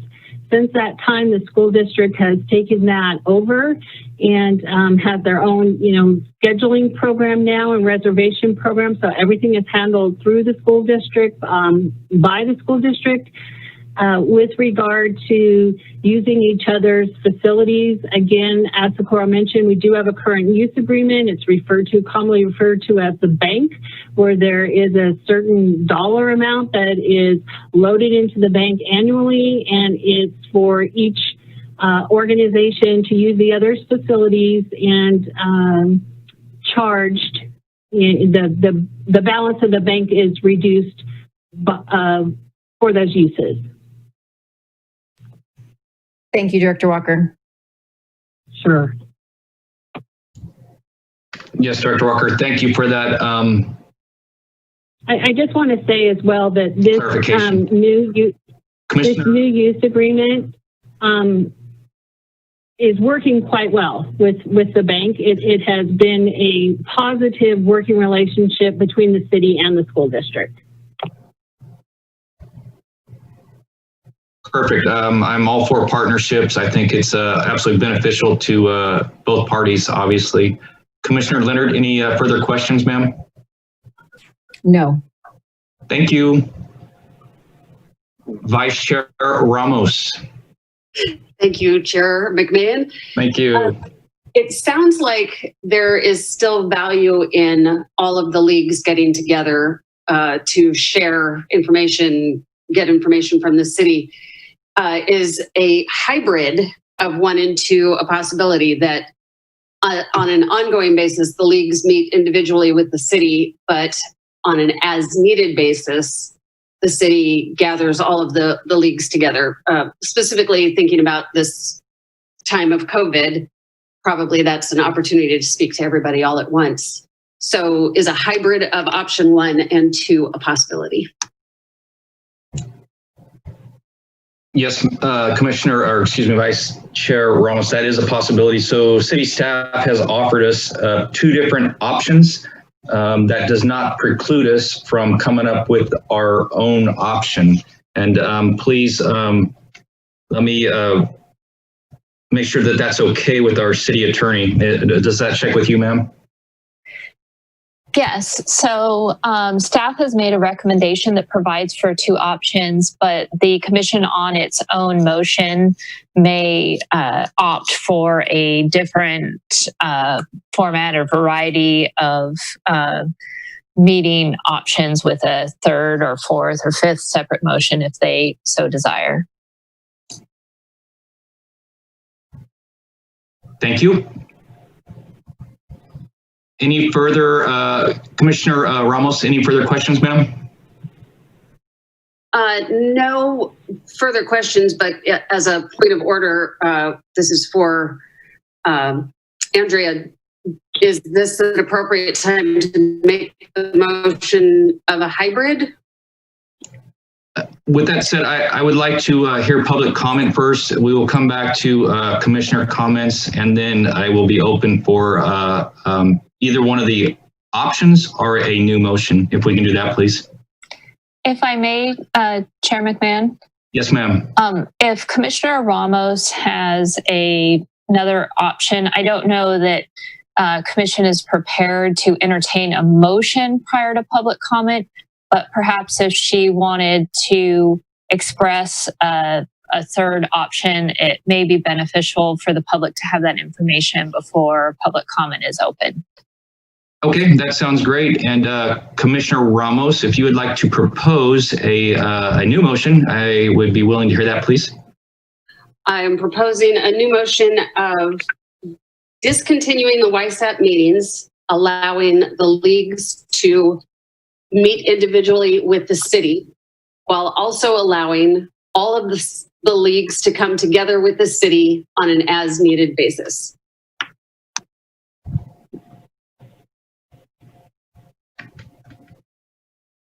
Okay, very good. So discontinue YSAT, continue to schedule individual meetings, and then allowing a YSAT meeting as needed. Correct. Thank you very much. Any further comments, Vice Chair? No, thank you. Thank you. Any further Commissioner comments?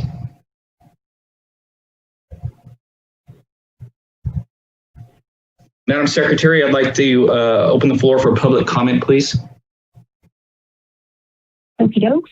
The first comment that we have is from phone number ending in 823. I will unmute you now. Hi, Jeff Armstrong, Vacaville National Little League. I was curious as to the wording on the original email that went out to the leagues. It was a vote yes, meaning no, vote no, meaning yes. So it was very confusing from some of the people that I had talked to as far as league officials at different leagues. So I wanted to bring that up before you guys made a vote, because it was very confusing as to the wording of the email and the voting. So that's all I have. Thank you for your comments, sir. Madam Secretary, are there other hands raised for the public? Yes. Yes. Okay, the next one. Oh, yes. Okay, the next one is Erica. Erica, I will unmute you now.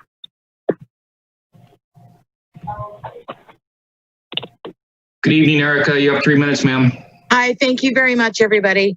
I just wanted to, my name is Erica Lee. I'm the president for Vacaville Bobby Sox.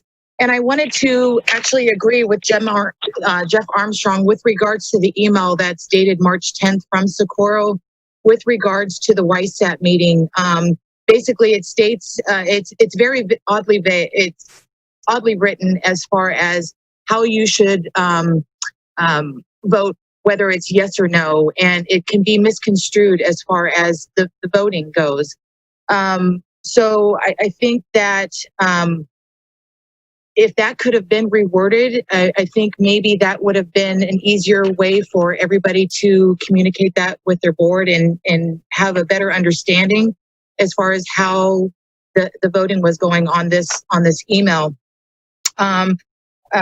Also, I wanted to I also wanted to see if there is a way to provide the attendance data, just as Commissioner Vasquez had presented earlier, as far as the leagues that were presented this email. I know on the email I have 9 leagues, and that's 9 emails individually. That does not account individual leagues. So I don't know which leagues were accounted for, as they were not identified in this email. I would also like to propose now with the YSAT and the preseason meeting. The preseason meeting was definitely beneficial, but as far as a regularly scheduled YSAT meeting, that is also extremely beneficial, especially right now with this pandemic that we are facing currently. I think that this YSAT meeting would be beneficial for all parties involved, all leagues involved, to know what's going on and to know what the city is proposing for us as far as field allocation, field maintenance, and other sorts that the city's dealing with.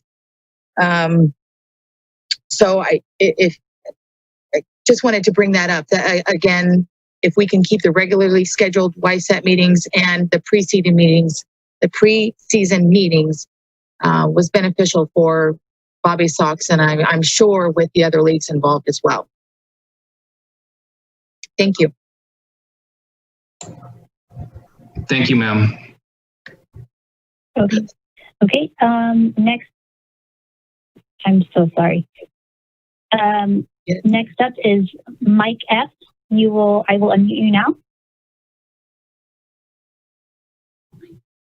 Thank you. Like I stated earlier, I've been president with Vacaville Pony for going on 4 years now. I've almost attended every single YSAT in 4 years.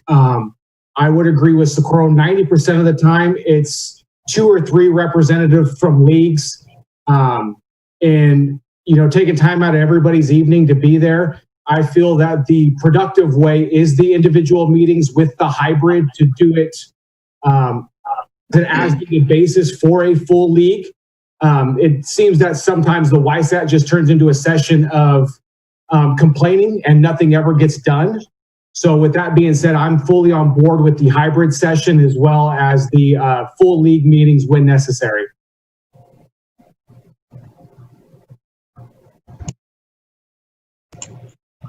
Thank you, sir, for your comments. I appreciate it. Okay, and we have one more. Mr. Max, I will unmute you now. Raise my hand. Muted. Sorry. Hello, Max? Hello, can you hear me? Yes, sir, we can hear you. Okay, my name is Max McCaffrey. I'm the president of Vacaville National Little League. I wanted to echo what Erica had to say. Even though those the preseason individual meetings with the city are definitely necessary and it was beneficial, we need to continue with the YSAT meetings on a monthly basis. It gives us our chance to sit down with the other leagues and actually bring our concerns and safety matters and improvement ideas to the city. I think more of a hybrid session like that, where we could do an individual preseason and then YSAT during the season would be probably the most beneficial way of doing it.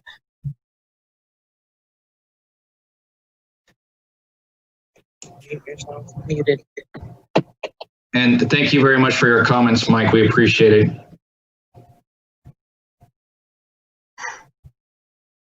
Madam Secretary, next we have Courtney. Courtney, I will unmute you now. Hi, thank you. This is Courtney Whitaker and with the Vacaville Bobby Fox. I have to also agree with what they're saying in regards to the YSAT meeting. Yes, the first meeting is very beneficial to get the league started, but at the same time, with all this COVID stuff, each league was receiving different communications from the city Parks and Rec department, and that caused a lot of problems with our families. And I think that if we were getting together monthly and we were getting the same communications, then everybody can be held accountable for what's going on, and we all get the same communications instead of different ones. Thank you. Thank you, ma'am, for your comment. And next caller, please. And I believe that is all. Okay, thank you very much for that. I would now like to open it back up for further commissioner comments.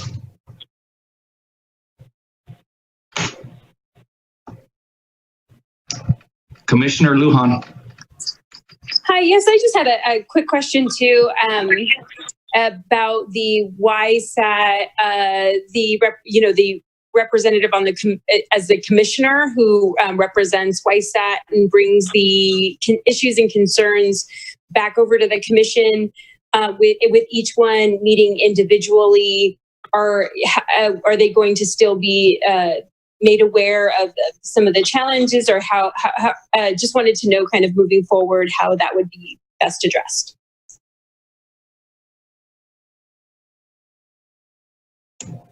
Thank you, Commissioner Lujan. Socorro, would you be able to answer that question with the individual meetings? Will that be with staff, or will a commissioner be at each individual meeting as well, ma'am? The individual meetings would be with staff. Thank you. Does that answer your question, Commissioner Lujan? Yes, thank you. Thank you. Commissioner Vasquez. I have a comment, but also just as a follow-up, I guess, then to Commissioner Lujan's question, is then in the second proposal that the city staff is offering, what then happens to that YSAT representative from the commission, and how do we then bridge that gap if a YSAT or if a commissioner is not able to attend all these individual league meetings? How do we bridge that gap then in that second option if there's no information sharing between the leagues via individual league meetings and no commissioner represented at those meetings? And then I have another comment. Okay, Socorro, would you like to address that, or would you like to hear her next comment?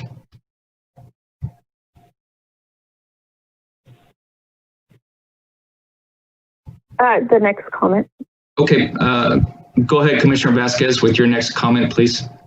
Well, I mean, I think it would impact our decision. So, I mean, I think that the what the city is proposing is then not, I guess I'm confused. Is this a full proposal if number 2 does not include a commissioner, and what happens then to that representative position? I mean, I don't know how we would vote on that if we don't have that information. Okay, I recognize your position there, and we will address that. Director Walker, do you have a answer to Commissioner Vasquez's question, ma'am? I would say that it is really at the commission's discretion as to whether or not the commission desires to have a liaison to YSAT.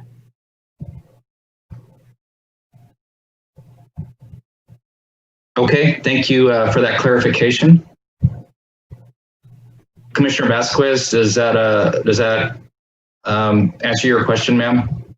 I mean, yes, and I think then it would probably change then what I would want to motion in terms of a recommendation for YSAT.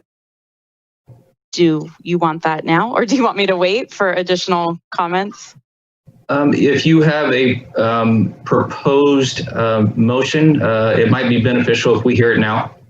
Okay, so I'd like to motion based on the comments and feedback that we just got back from some of the leagues and it sounding different than what is being proposed here. I'd like to motion for a third option to continue scheduling voluntary YSAT meetings for all leagues, which would include at least 2 members per league, which was some of the feedback that we got from our previous commissioner representative. And that then city staff schedule preseason meetings annually with each of the individual leagues, and that we still appoint a commissioner to the voluntary YSAT meetings.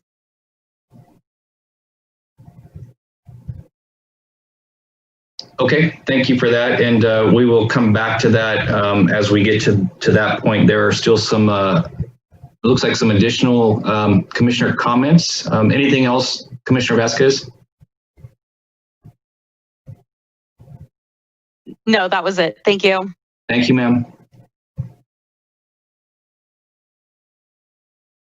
Okay, with that said, we have a couple different options here. There were 2 that were recommended by staff.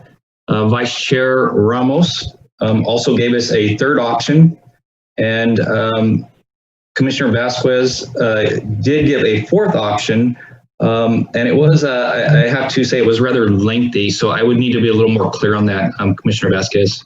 If you could maybe restate that for us. Yes, I can. So continue scheduling voluntary YSAT meetings for all leagues to include at least 2 members per league, and city staff schedule preseason meetings annually with each individual league, and appoint 1 commissioner to YSAT to attend the voluntary YSAT meetings. Okay, I understand. And how, I will say this, I've sat on the commission for over 3 years now. One of the previous committee members and commissioners that was assigned to YSAT for many of our meetings would often have nothing to report because many times there was it was just not well attended. So, you know, how do we ensure that we're going to get 2 members from each league, ma'am? The motion isn't to ensure that 2 members attend, it's that 2 members per league are invited. I think that as part of the problem when it comes to communication is that the city often only works with the president. And if you've ever been on a board or volunteer in youth sports, volunteers come few and far between. And so I think to help mitigate communication and collaboratively work with the city, they really need to work with at least 2 individuals per league and have at least 2 contacts per league. So that way the communication flow is open, and that if one isn't able to attend, at least the other is able to attend. And I do believe the meetings were every other month. So although that the former commissioner was not able to give monthly updates, YSAT was every other month. So that's how often, you know, so when you're talking about a 12 months, we met maybe 5 or 6 times a year for, you know, 90 minutes to 2 hours. And maybe that needs to also be included in the motion and the proposal about how often YSAT meets. I think that was, you know, some of my concern as a former volunteer was that there's not a lot of public information about YSAT. Understand. Thank you very much. Any further comments, Commissioner Vasquez? No, thank you. Thank you. Thank you. Vice Chair Ramos. Thank you.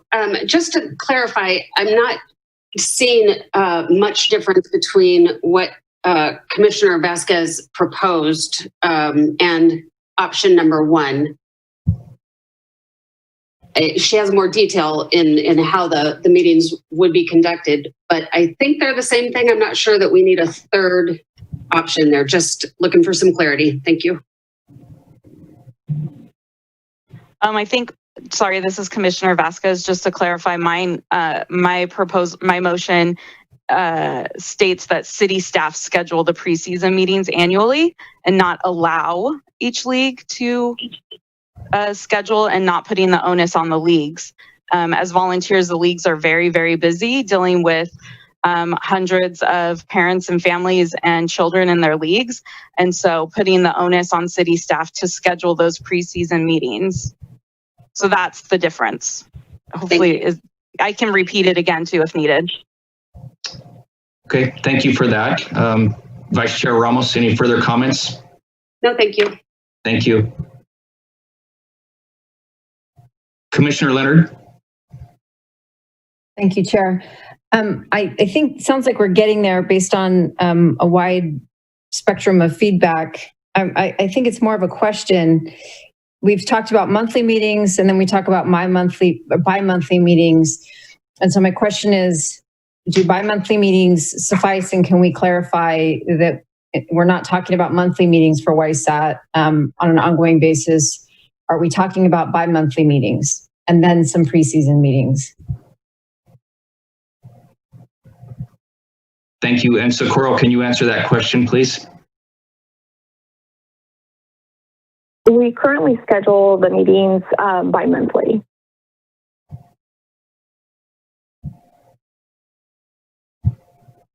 Commissioner Leonard, does that satisfy your question? It clarifies, and it seems like bi-monthly would maybe be a nice halfway point for all of the perspectives provided here tonight. Thank you, Commissioner Leonard. Any further questions or comments, ma'am? No, thank you. Thank you. Chair McMahon, this is Andrea Borba. Have you officially closed the public comment on this item? I believe I did, and please correct me if I'm wrong. I was just wanting to make sure my notes are accurate. We do have a hand raised for public comment. It's an individual that has previously spoken on the item, but it's up to the chair's discretion as to whether or not you would want to reopen and allow for additional comment, or if you just want to stand on the closed hearing for public comment. Yeah, it's public comment has been closed, so I would like to stick with that, please. Thank you, Chair. Thank you. Commissioner Leonard, any further comments or questions, ma'am? No, I apologize. I didn't lower my hand. Thank you. Okay, with that said, any further commissioner comments, questions? If not, I will like to move on. And now would be the appropriate time to entertain a motion. This is an action item for us this evening.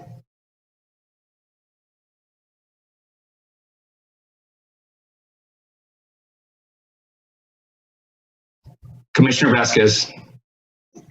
Okay, so I'd like to motion to continue scheduling voluntary bi-monthly YSAT meetings for all leagues, and to include at least 2 members per league, and city staff schedule preseason meetings annually with each individual league, and appoint 1 commissioner to YSAT to attend voluntary YSAT meetings.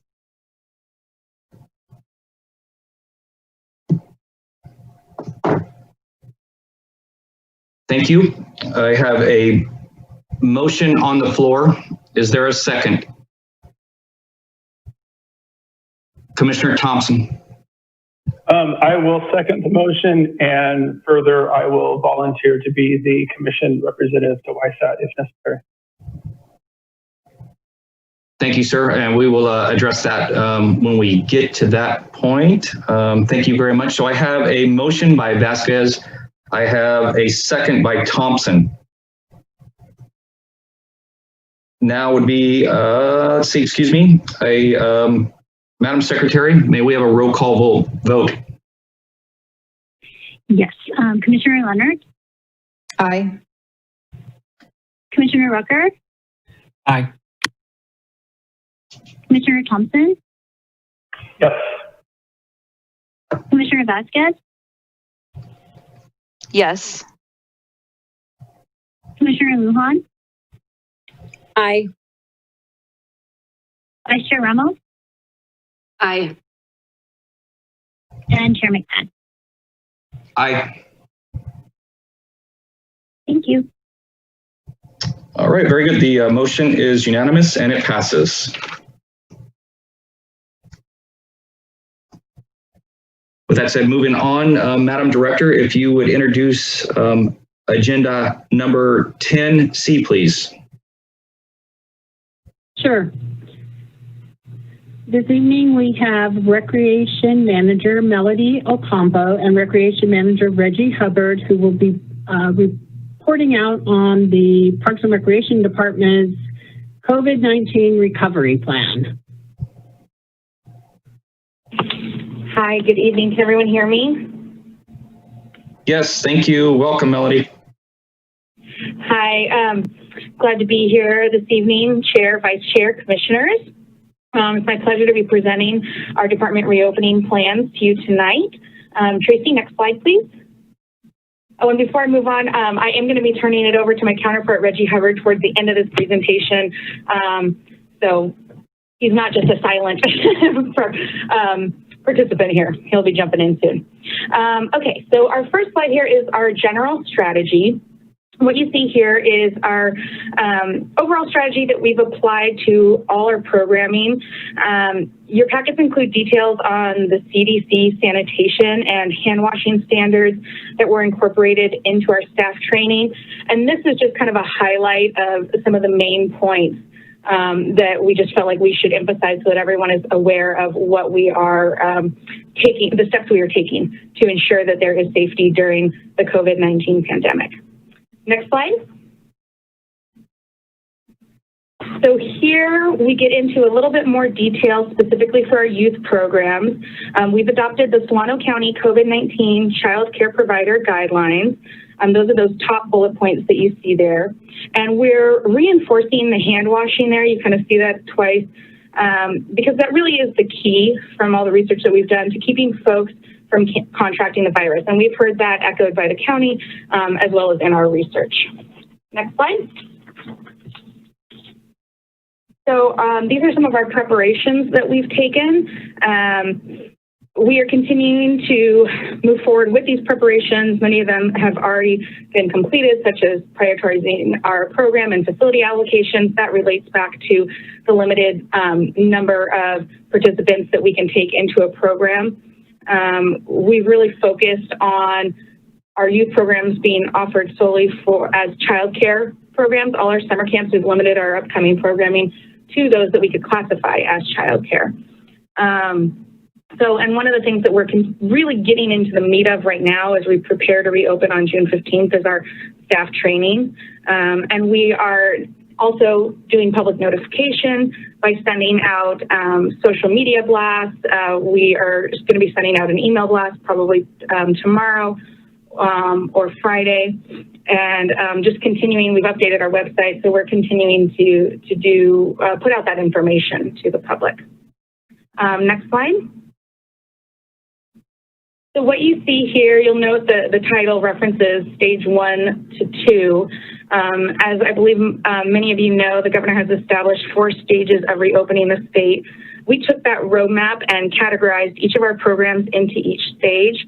So what's currently being offered, you see here is our virtual recreation center, the senior helpline, which I know some of you are intimately involved in, a children's camp for essential city staff that has been going on and is continuing currently, and some virtual concerts and theater performances put out by VPAT. Next slide.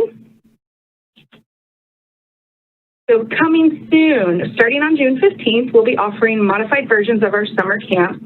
As I mentioned, all the programs you see listed are camps that can be classified as as childcare, as well as some of our virtual program offerings. So for example, some of our music classes, we're able to immediately go into virtual offerings. And so we've been able to do that.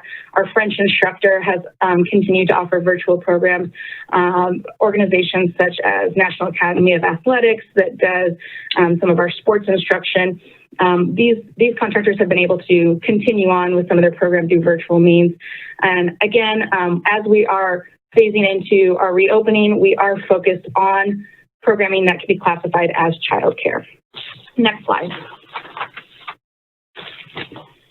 As we progress into stage 3, we are hopeful that the state and county will allow us to open up more programming, possibly including some of our senior activities, aquatics fitness programs, lessons and classes, small events, and some non-team sports. So that is what you see listed here.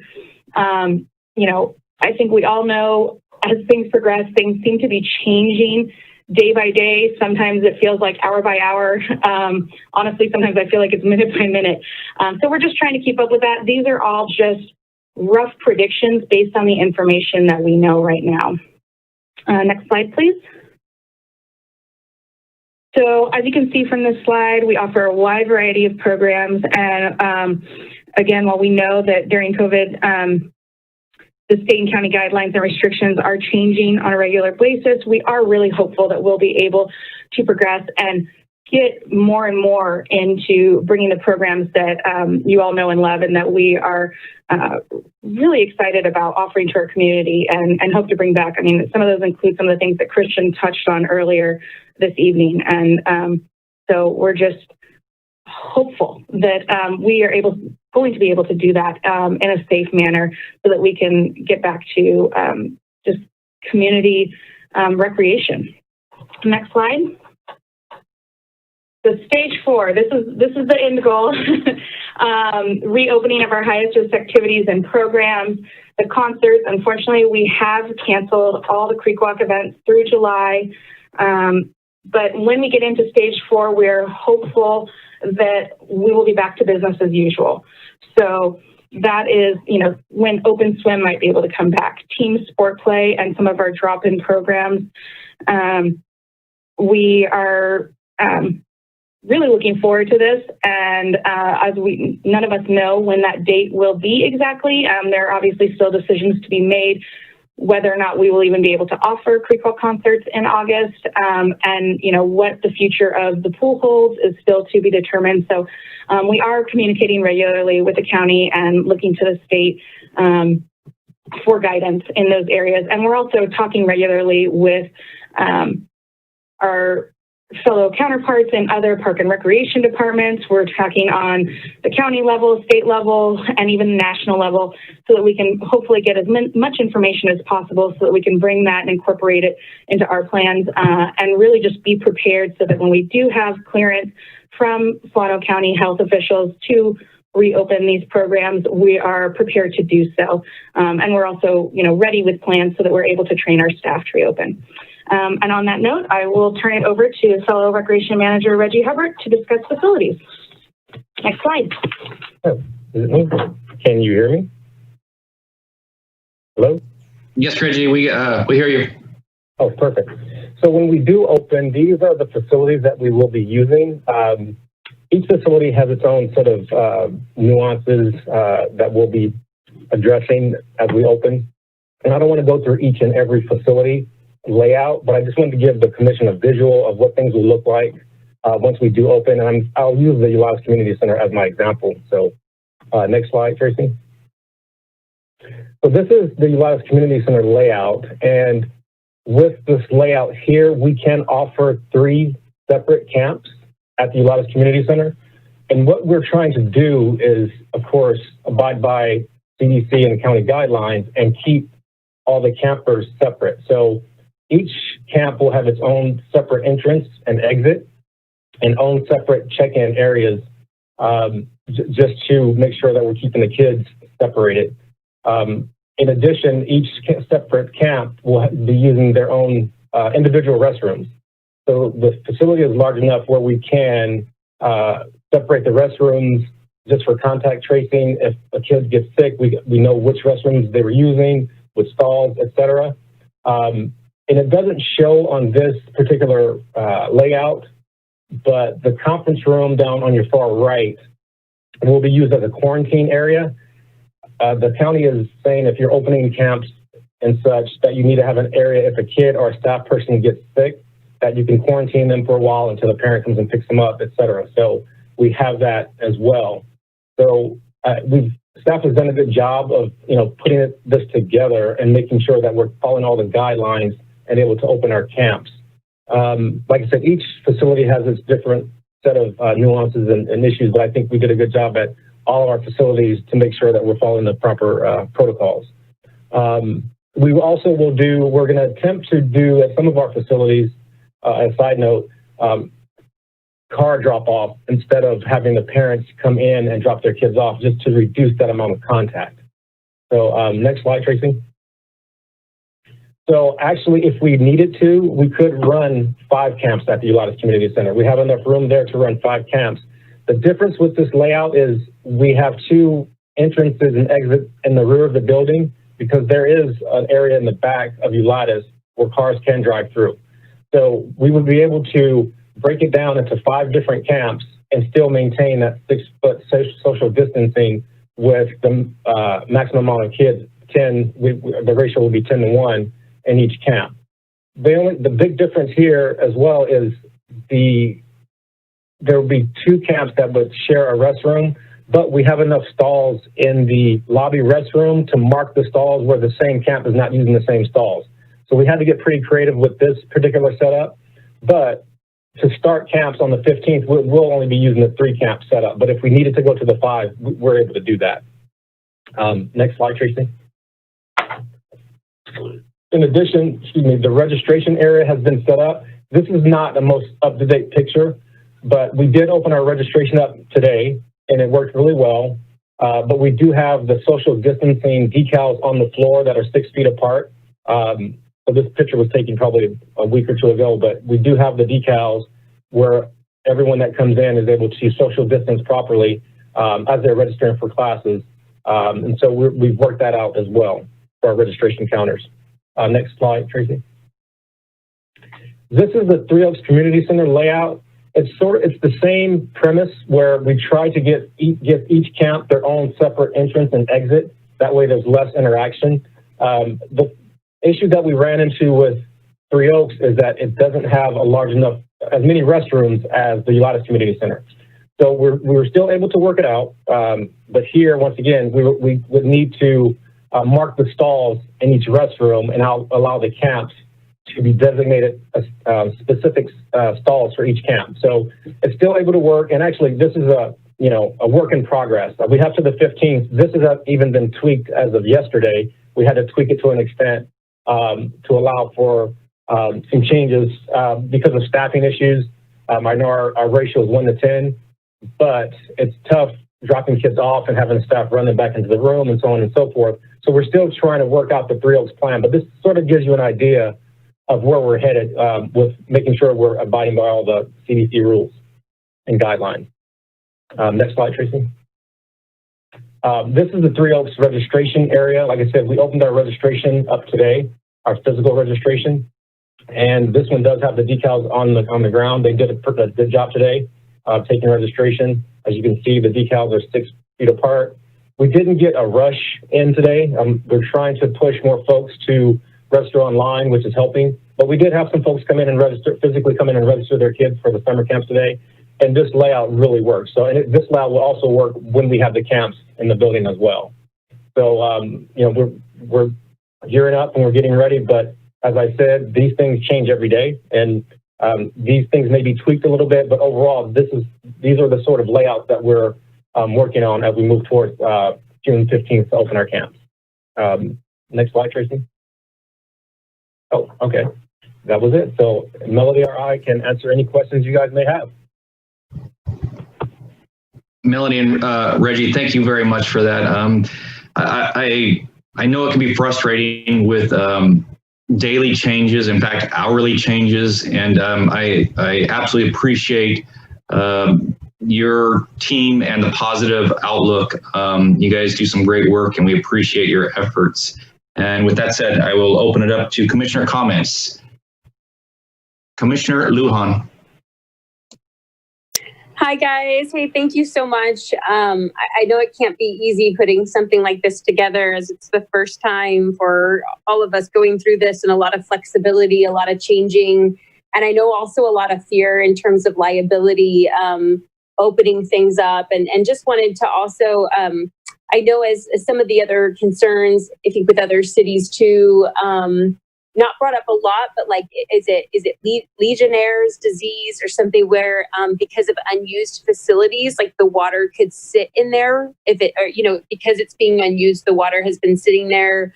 And just wondering, I don't know, just hearing from other cities, is that something that we should be looking out for?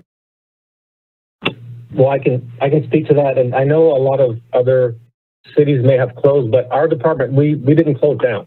We were still operating to some extent, and most of our facilities, at least with staff, at Three Oaks and at the Ulatis Community Center. So the water was continuing to run, and things were continuing to happen at many of our facilities. Although we were close to the public, we still had staff in the buildings. Great, thank you, Reggie. Thank you, Commissioner Lujan. Commissioner Thompson. Yes, Melody and Reggie, thank you for the presentation. I appreciate all the effort you put into this, because I can only imagine how challenging it is with changing requirements, as you said, on a daily and nearly hourly basis. So I do appreciate all the effort you put into this. Your plan for reopening is outstanding, especially for the summer camps particularly. I did have a point of clarification. In your reopening plan, you listed baseball and softball as stage 3, but then team sports on stage 4. Are those speaking to different team sports? And I know that some requirements have changed, so maybe that is a correction that needs to be placed. But again, thank you for all your effort. But if you can clarify that for me, I'd appreciate it. Yeah, hi, this is Melody here. Just to address that, we were thinking of limited use, so maybe practice drills and things like that would fall under stage 3. Activities that you could do with baseball or softball, that maybe, you know, just passing a ball between one person to another, versus stage 4, where it would actually be, you know, teams playing as you would traditionally see. Okay, so stage 4 would be more return to games and competition. Yeah, stage 4 is business as usual. So, you know, really kind of restrictions lifted. We're operating as we did back in, you know, February. So that's the dream scenario that we're all hoping we'll get back to. Yep. Thank you for the clarification. I appreciate it. No problem. Thank you, Commissioner Thompson. And Commissioner Vasquez. Hello, thank you. Just wanted to echo what other commissioners had said. So thank you very much for the information and putting all this together and trying to get programs reopened and children out and back doing their activities and getting family relief for, you know, daycare and such. I have a couple of questions, and I'm sorry if you already mentioned this, but what were the barriers that you were planning to use at Three Oaks? When you say barriers, I'm sorry, I'm not understanding that question. Well, it looks like there's lines like walls. So are you using like some sort of barrier to separate the camps in the space? I'm sorry. Yeah, every camp is in a different room. So Three Oaks has 5 different rooms where you can hold camps. Oh, okay. I thought it was in the larger Three Oaks, like amphitheater like room. The assembly hall? No, there will be one camp in the assembly hall, one in the multi-purpose room, one in the arts and crafts room. So there are various, and we have a music room. There are various rooms within the Three Oaks facility. Okay, thank you for that clarification. Sure. My other questions are around waivers. And so I know having children that have participated in the city programs, that usually almost every time you register, you have to re-sign the waiver electronically. Is there going to be any liability waiver around COVID? And then my next successive set of questions are about reporting. And so, if a child does get sick, what are the requirements for participants to report? And then what are the requirements for the city to then report that to other participants?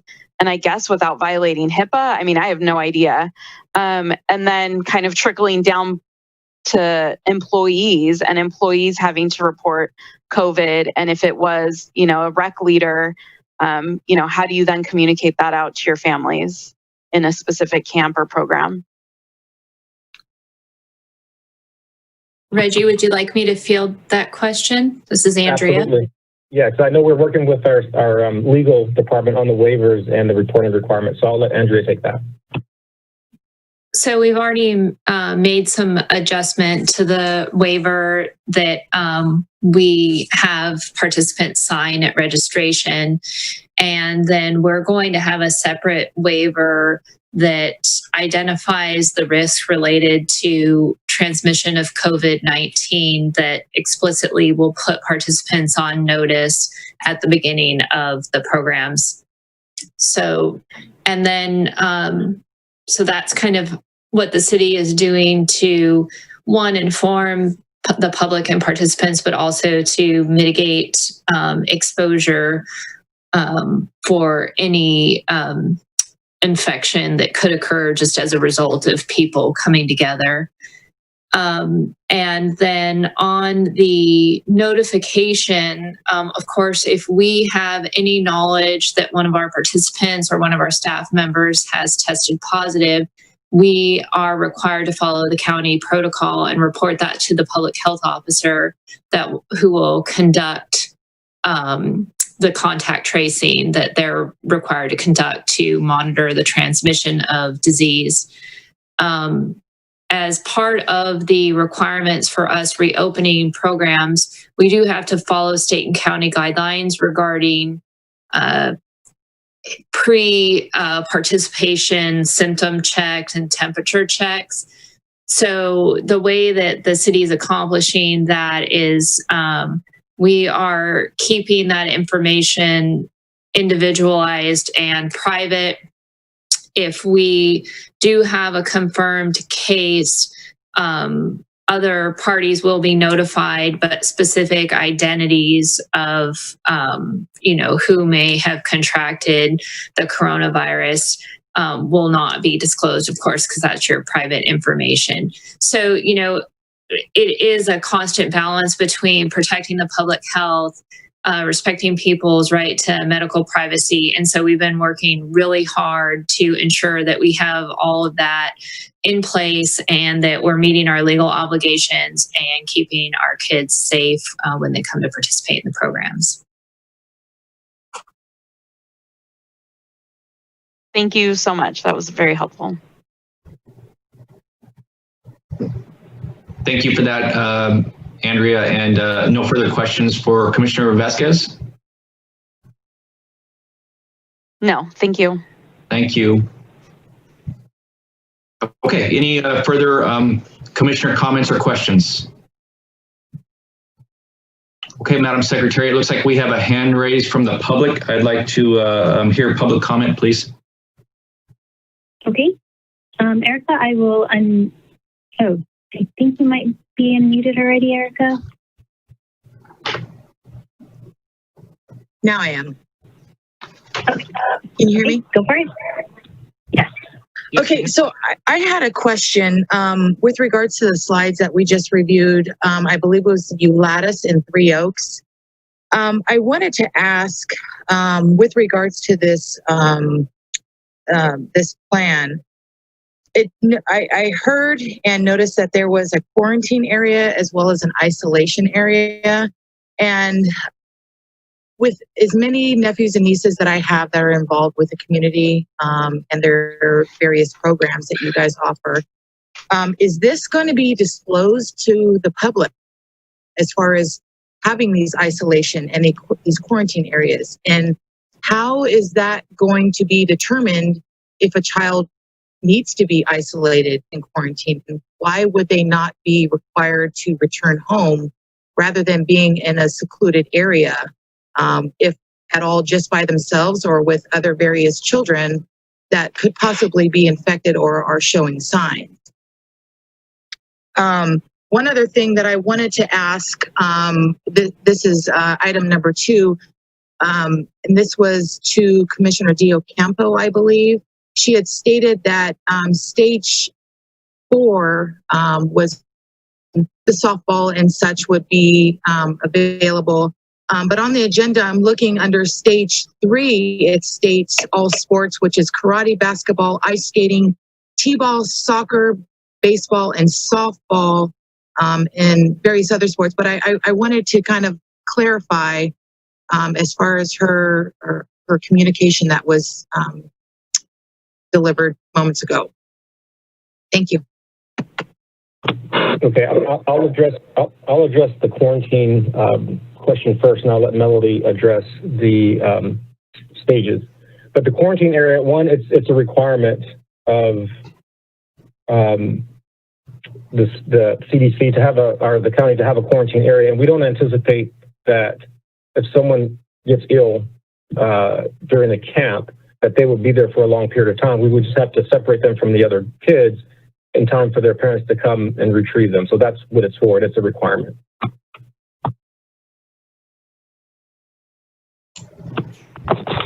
To address the other questions, was Melody here, about the sports. The staff report that went out, I believe it was on the 28th of May, last Thursday, that was the information and our plans as of that date.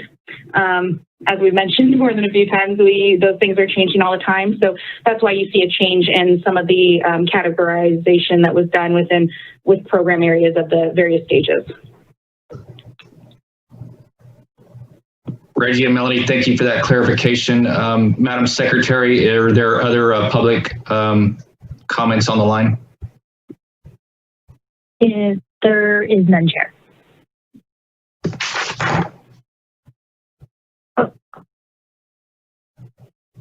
Go ahead. Do we have one more? I'm not sure, Erica, if you're raising your hand again or if it just has not been lowered from your previous comment. I apologize. I actually raised my hand again. Thank you, everybody. I just wanted to see, Reggie, was that going to be disclosed to the public as far as having a quarantine area? I know you said that it is a requirement as far as what you are required to do to have those, both the isolation and the quarantine. But is there going to be any type of I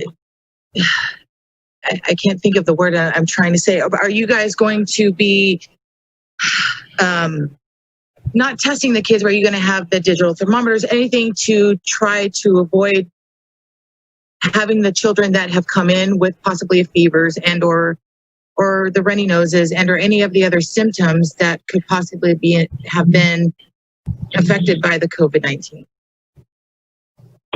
Thank you. Yes, we will be testing kids and staff every day. And secondly, we are updating our camp guidelines, which will include some information about the quarantine area. So when parents sign up, they will get the camp guidelines and it will be addressed in there. Hi, this is Melody again. If I could chime in real quickly, I just wanted to let everyone know that we actually do have a frequently asked questions section under what is typically our events guide page. Since we have such limited programming that we're able to offer this coming summer at this time, we changed that webpage to include just our limited offerings. And under the frequently asked questions, it does address the question of what happens if someone starts to show symptoms during a program, and it does mention the specified isolation area will be available for those who need a place to wait to be picked up. And that's under cityofvacaville.com/parks and recreation/events guide. I know that's a really lengthy URL, but it can be found. And we are going to be sending an e-blast to our participants that includes that information as well. Thank you, Reggie and Melody. We appreciate that. Madam Secretary, any other callers on the line for public comment? There are none. Thank you for that. I'm going to close public comment, and I'm looking for any additional commissioner comments at this time. I see no hands. We will move on to our next agenda item. Thank you very much for that presentation, Melody and Reggie.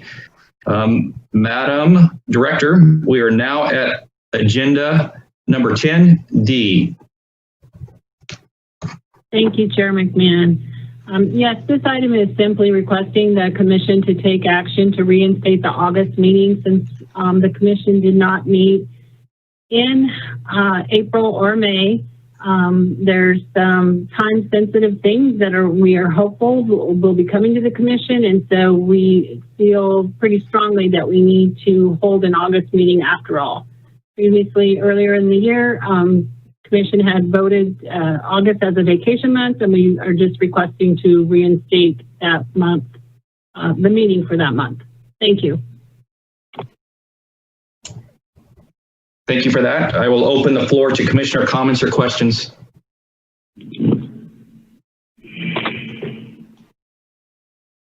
Seeing no commissioner comments or questions, Madam Secretary, is there any public comment on this agenda item?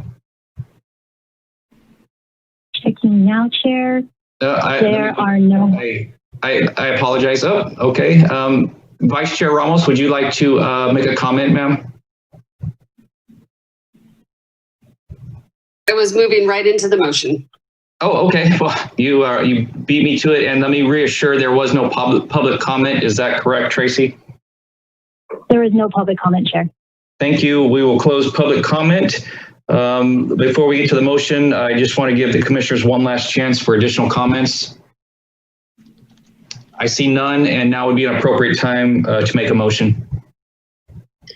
I move that we accept the revision to the Parks and Recreation Commission 2020 meeting calendar. This Commissioner Rucker, I'll second. Thank you very much for that. We have a motion on the floor by Ramos and a second by Rutger. Madam Secretary, can we do a roll call vote, please? Yes, Commissioner Leonard? Aye. Commissioner Rucker? Aye. Commissioner Thompson? Yep. Commissioner Vasquez? Yes. Commissioner Lujan? Aye. Vice Chair Ramos? Aye. And Chair McMahon? Aye. Thank you. Thank you for that. Agenda item 11, we are at committee reports. The first on that is letter A, Play for All Task Force. Commissioner Lujan. Hi, yes, they're doing, as last time I spoke with them, they're doing whatever they can given the current situation, and doing good. Doing good out there. And that's it. That's a short one. Thank you very much for that. And we all look forward to that park being open here, hopefully in the near future. 11B is Eleanor Nelson Park Master Plan Committee. That is myself. I'm going to defer to our Recreation Manager, Reggie Hubbard, on this. Thank you, Commission Chair. Yes, we were able to meet with Melton Design Group on May 14th. That's the consultant that's been helping us through this master planning process of the Nelson Park. And we met to discuss the Valley Elderberry Longhorn Beetle assessment. So if you recall, the tree assessment indicated that there were elderberry shrubs in the area, and so we need to assess if there were indeed elderberry beetles, because that's a protected beetle. And so what they did find was most of the shrubs indicated that there were elderberry beetles occupied in the shrubs or bushes. So where that leaves us now is that we need to work into the mitigation phase, because you can't disrupt the shrubs where the beetles may be living. So our agreement with Melton Design Group was scheduled to end at the end of, May 31st. The one thing we had to do was extend the contract because there's more work to be done. So we did extend the contract with Milton Design Group, and now they have to go in and determine the level of mitigation that needs to be done at the Nelson Park to not disrupt the elderberry beetle. So this will be coming back to the commission a few, more times to discuss this, but that's kind of where we are right now. So we're working on mitigation factors with the elderberry beetle, and we'll come back to the commission on more information.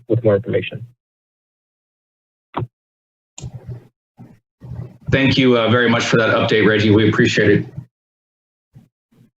Agenda number 12 is reports of Park Planner Hugh Hesterman.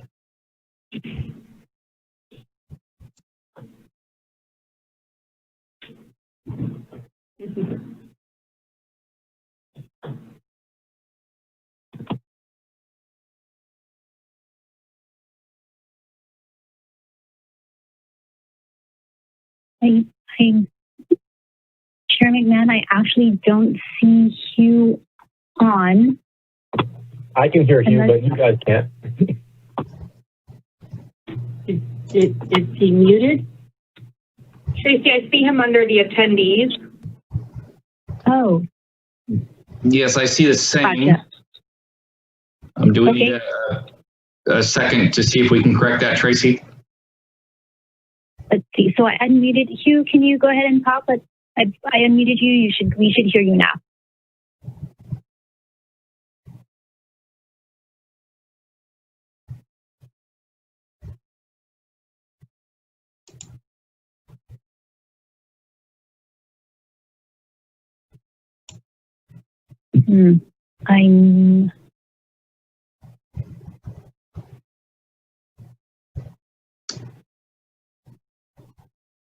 No luck? No luck. Sorry, Hugh. I don't. Maybe Hugh, if you have the mute button on indicated on your Zoom screen, it might be on the lower left-hand corner for you to unmute.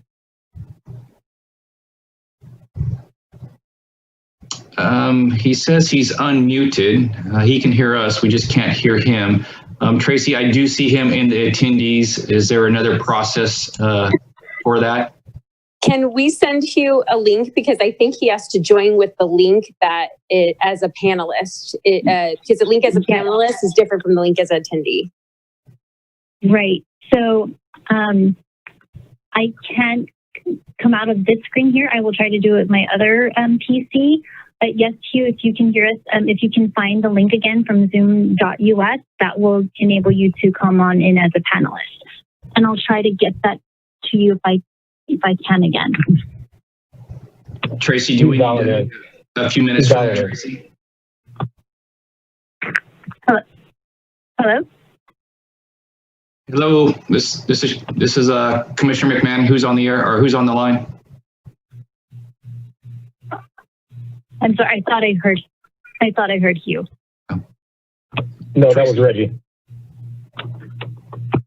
Tracy, do we need a minute or two to perhaps work out the difficulty? Yes, please. That would be great. Thank you, Chair. Would it be appropriate? And I will. I don't know that I want to go out of order on the agenda. Now? Oh, there we go. There's you. We've got you. All right, I will try again. Thank you, Hugh. We can hear you. Can you hear us? I can hear you fine. Now I got to turn off all this other stuff. Thank okay, you very much. So you don't get any feedback. We're happy you're with us tonight. Thank you. Thank you, Commissioner Record. Chair Record. Chair McMahon, I'm sorry, I'm confused here. What I was hoping to do, and Tracy just put up on the screen the general plan excerpt, which is figure PR4 that shows all the planned parks that are within the city. We're in an interesting stage right now where we are working on almost every one of those parks, with the exception of those in the northeast quadrant, in the far east northern section of the city. So I'd like to take you on a whirlwind tour of the status of each one of those. Tracy, if you would go to the next slide, please. This is Corderos Park. It was completed in 2017. That is in North Village. It's the only park that's currently available to the people who live in North Village. North Village is an interesting situation because they're far extreme from any other park within the city. It's almost a 2-mile, as the crow flies, to the closest park, which would be Centennial. They have no access to any community park within their vicinity. Next slide, please, Tracy. Here's the North Village specific plan. I wish I could show you with my cursor, but in a roughly a third of the way up is Corderos Park in the kind of the central area. And then at the far north and eastern corner of the specific plan would be the second park that would go into North Village. This is just a plan at this point. It's not adopted. But as I said, even if these two neighborhood parks were constructed, the people who live there do not have good access to community parks. Next slide, please, Tracy. Centennial Park Concept Plan. This is actually, it's a little bit slightly outdated, but it's the concept plan that's in flux and under construction, or not under construction, under development right now. The portions that you see on the left-hand side are largely already constructed as far as accessible to the public and have been for years. We recently completed the pathways that go along the northern Horse Creek tributaries. So we've added some acreage to the development here, but you will be seeing more on this plan. Next slide, please, Tracy. Farmstead Master Plan, or the Farmstead Park has been officially named Dreamers Park. It's located in the what was known as the Aleki's farm, which actually has now been titled Farmstead. It is a 3-acre park. It was discussed a little bit earlier in the meeting when Fred was giving his presentation on the general plan. It is about 3 acres. It's a natural park, and that was primarily done that way to keep the maintenance costs down. Next slide, please, Tracy.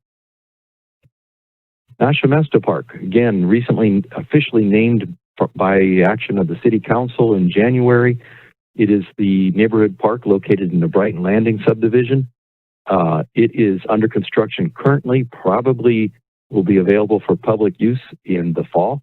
And it is kind of a basic, I would say very basic neighborhood park. We didn't have enough money to build the basketball court and some of the other things that we would like to put in neighborhood parks. Next slide, please, Tracy. So the Play for All Park is in the lower left-hand corner of your screen, and that was mentioned just a little bit ago. It is under construction by volunteer efforts. And then to the right of that, you'll see some sort of schematically a couple fields located there. That is not the master plan for the community park portion. That is something that we will have to deal with in the future. Funds for that will probably come largely from the neighborhood to the north, which is the Alamo Farms at Alamo subdivision. Next slide, please, Tracy. This is just a close-up of the Play for All Park portion. I was out there about a week ago, and the contractors, I guess the volunteers, volunteer efforts have pretty much dug out the driveway and the circular path that goes around the core area of the park, and are there in the process of putting in some of the underground improvements. Next slide, please. This is the overall master plan for the open space and community park portion within Roberts Ranch subdivision. It'll be phase constructed along with the subdivision within the homes themselves. And in fact, the lower portion, which is where the dog park, 2 dog parks are, off-leash areas, large and small dogs, that's actually under construction now and will be available for public use along with the homes adjacent. Next slide, please, Tracy. This is just a blow up of that area so you can see that there's a well site in the middle. Unfortunately, we had to kind of separate it to accommodate the well, but on the left, you'll see there's a small dog area, and then to the north and right, you'll see the large dog area. That'll have access off of Fry Road via a paved parking lot, and also internally from within the subdivision itself via vehicle or by walking path. Next slide, please, Tracy. Magnolia Park. This has been in the news a little bit lately. The western portion has been constructed for several years, and the eastern portion, which largely consists of the soccer field, basketball court, and another picnic area, gazebo area, we're just beginning to reevaluate the master plan for this. There are a few little changes that need to be made, and you will be getting more information about that in the future. It's probably worth pointing out real quickly, in the upper right-hand corner, there's about 2 acres of land that is not technically part of the park, but it is showing up as church daycare facility or community facility, and that's the portion of the oval that is being proposed for rezoning. Next slide, please, Tracy. The Redbud Park. This is within the Southtown subdivision. Largely will not be highly developed at all in order to save costs for Magnolia Park. Next slide, please, Tracy. Bandon Meadows subdivision has a 6-acre neighborhood park proposed. This is just off a nut tree, and you can see in the upper right, there's a little sketch there of the oval for the Southtown Park, and give you an idea of how far away it is. The people who will be living in the Bandon Meadows subdivision are just outside the half-mile radius of Southtown Park, the Magnolia Park, and so they will be getting their own park there. That'll also serve people across the road if they need to come over there. Next slide, please, Tracy. So Green Tree was mentioned earlier in the meeting. This is a preliminary layout for what it might look like. In roughly the center of your drawing, you'll see there's a green spot with a lighter green spot. That's about 9 acres, and that'll accommodate the 6-acre neighborhood park and storm drain detention. This is, again, just is still under design, and the entire subdivision that's being proposed here will definitely need a 6-acre neighborhood park. And of course, they will also increase all of these subdivisions will increase the demand for new community park facilities also. Next slide, please, Tracy. Lagoon Valley, the lower valley development has long had a neighborhood park planned. Tracy, I wish I could move your arrow. There you go. Right in the south of the lake, there's a triangular spot. I don't know if you could increase the size. Yes, you're on it. That's the planned park for Lower Lagoon Valley, public park it says there. And that's, I think that's right about 8 acres. So it's a little bit larger than the smallest neighborhood parks we put in. Tracy, are there another slide, please?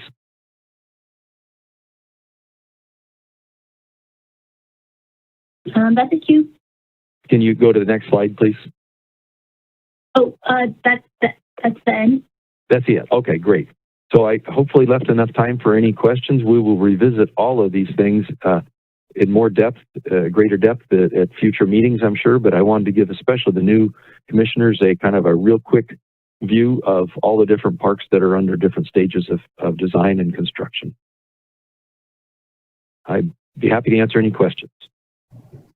Yes, sir. Thank you very much for that, Hugh. We appreciate that. Commissioner Lujan. Hi, Hugh. Thank you so much for all of this. I have a quick question, just about the zoning of it. So if just in regards to, a few pictures back to, if something has changed from like a community's facility to like a commercial zone, are there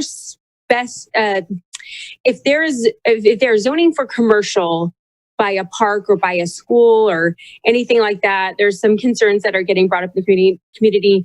Is there a special designated like community type of zoning for alcohol or other sorts of things when we zone?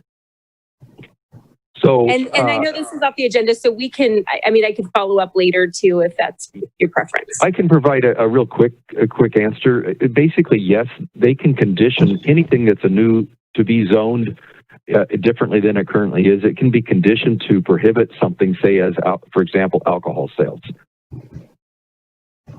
Thank you. Yes. Thank you, Commissioner Lujan. Any other commissioner comments?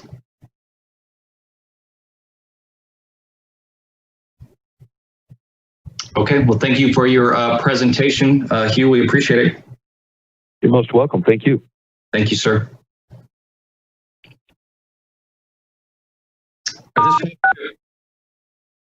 At this point, we're at agenda item number 13, which is reports of Recreation Manager Reggie Hubbard.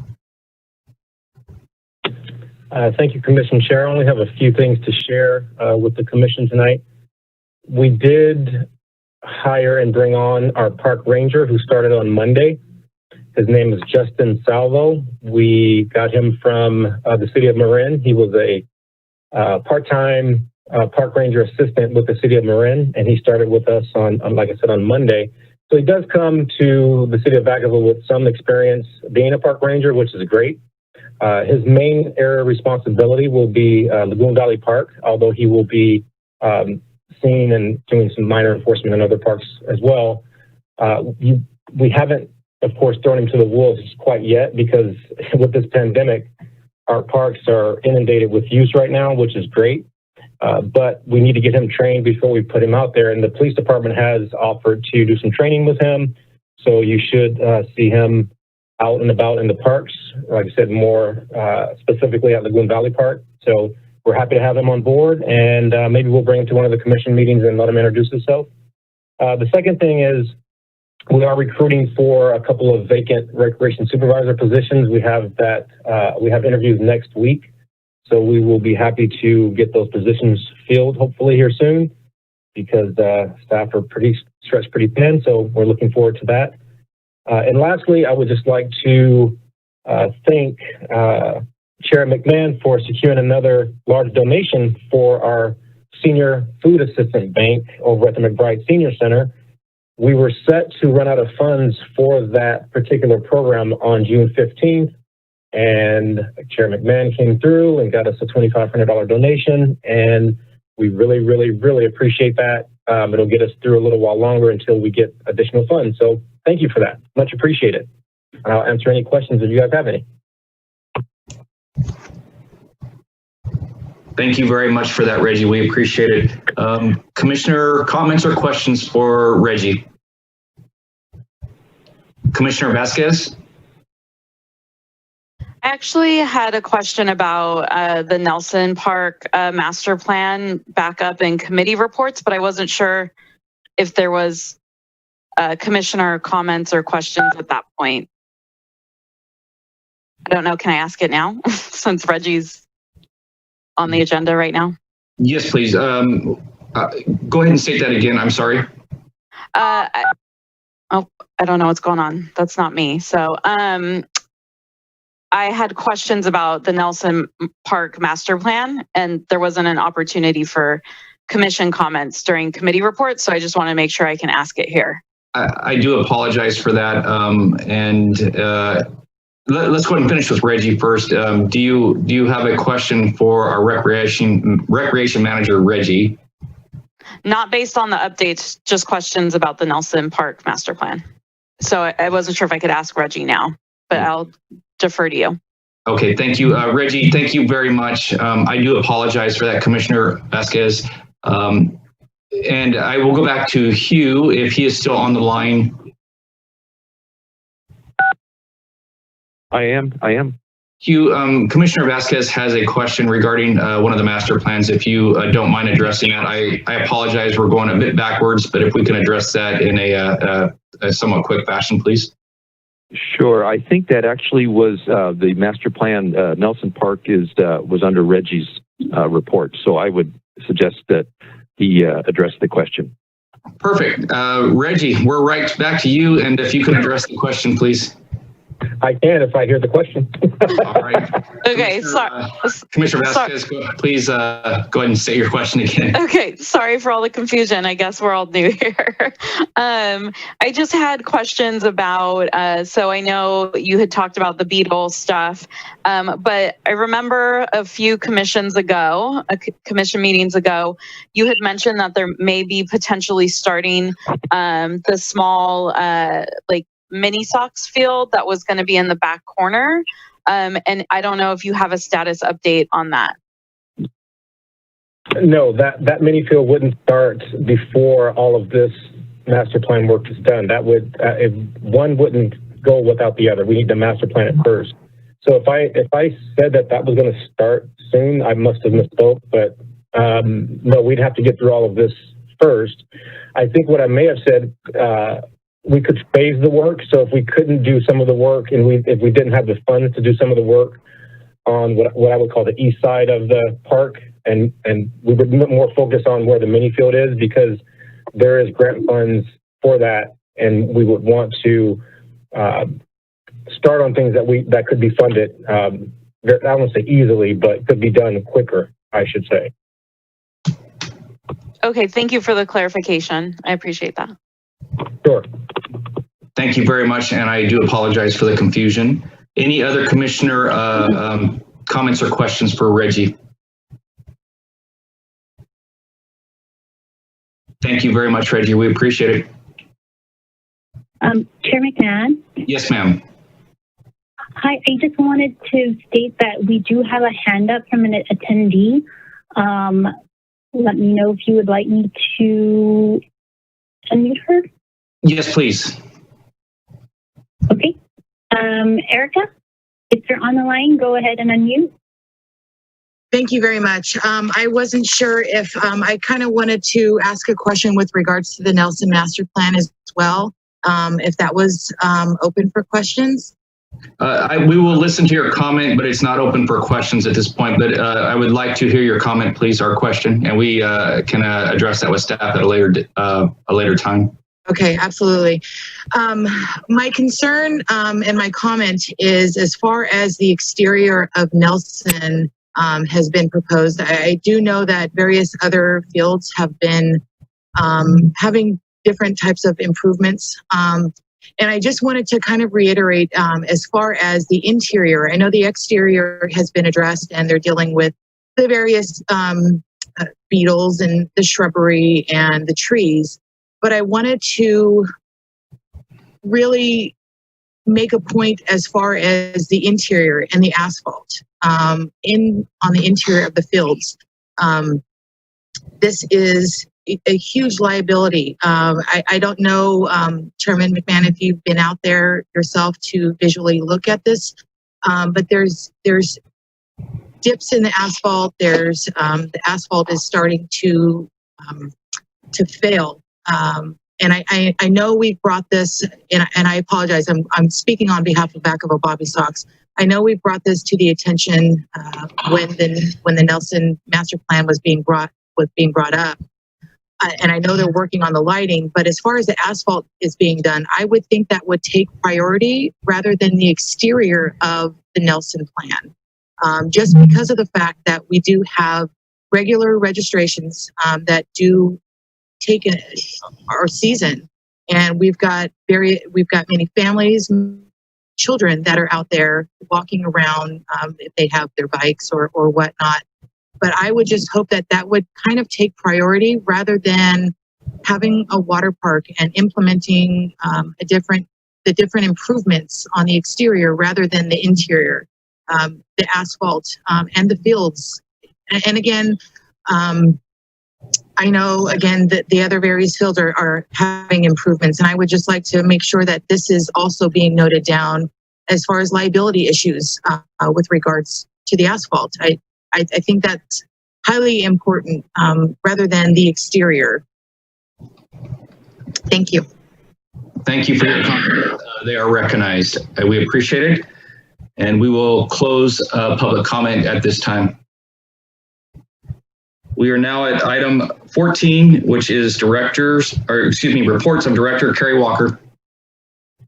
Sure. Thank you, Chair McMahon. I don't have a lot to share tonight.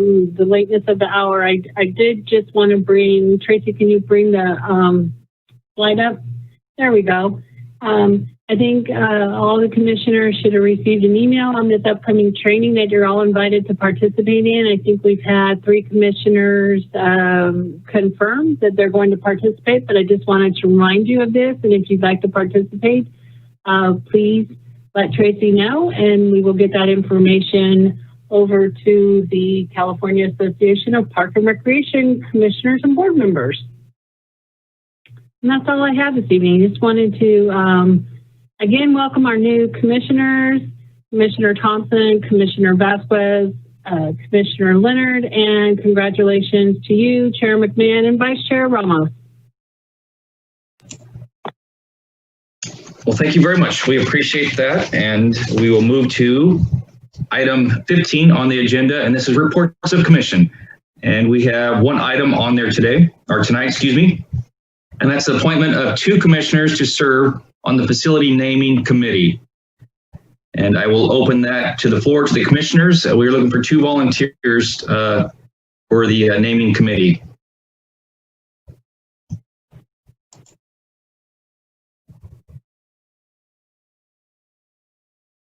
Okay. I would encourage, I'm sorry? Sorry about that, Chair McMahon. Yes, ma'am. Wondering, so what are some, for the naming committee, Director Walker, can you talk about the commitment regarding those who will be served in that capacity? I would direct this to our Parks Planner, Hugh Hesterman. I believe you oversee the naming facility naming committee. Is that correct, Hugh? Yes, I have been in the past. I'm not 100% sure I will continue to. Okay, well, can you give us a description of what it is and what the commitment is and what the task is? Absolutely, it's a as needed type of commitment. We try to meet at the convenience of the commissioners that are volunteering.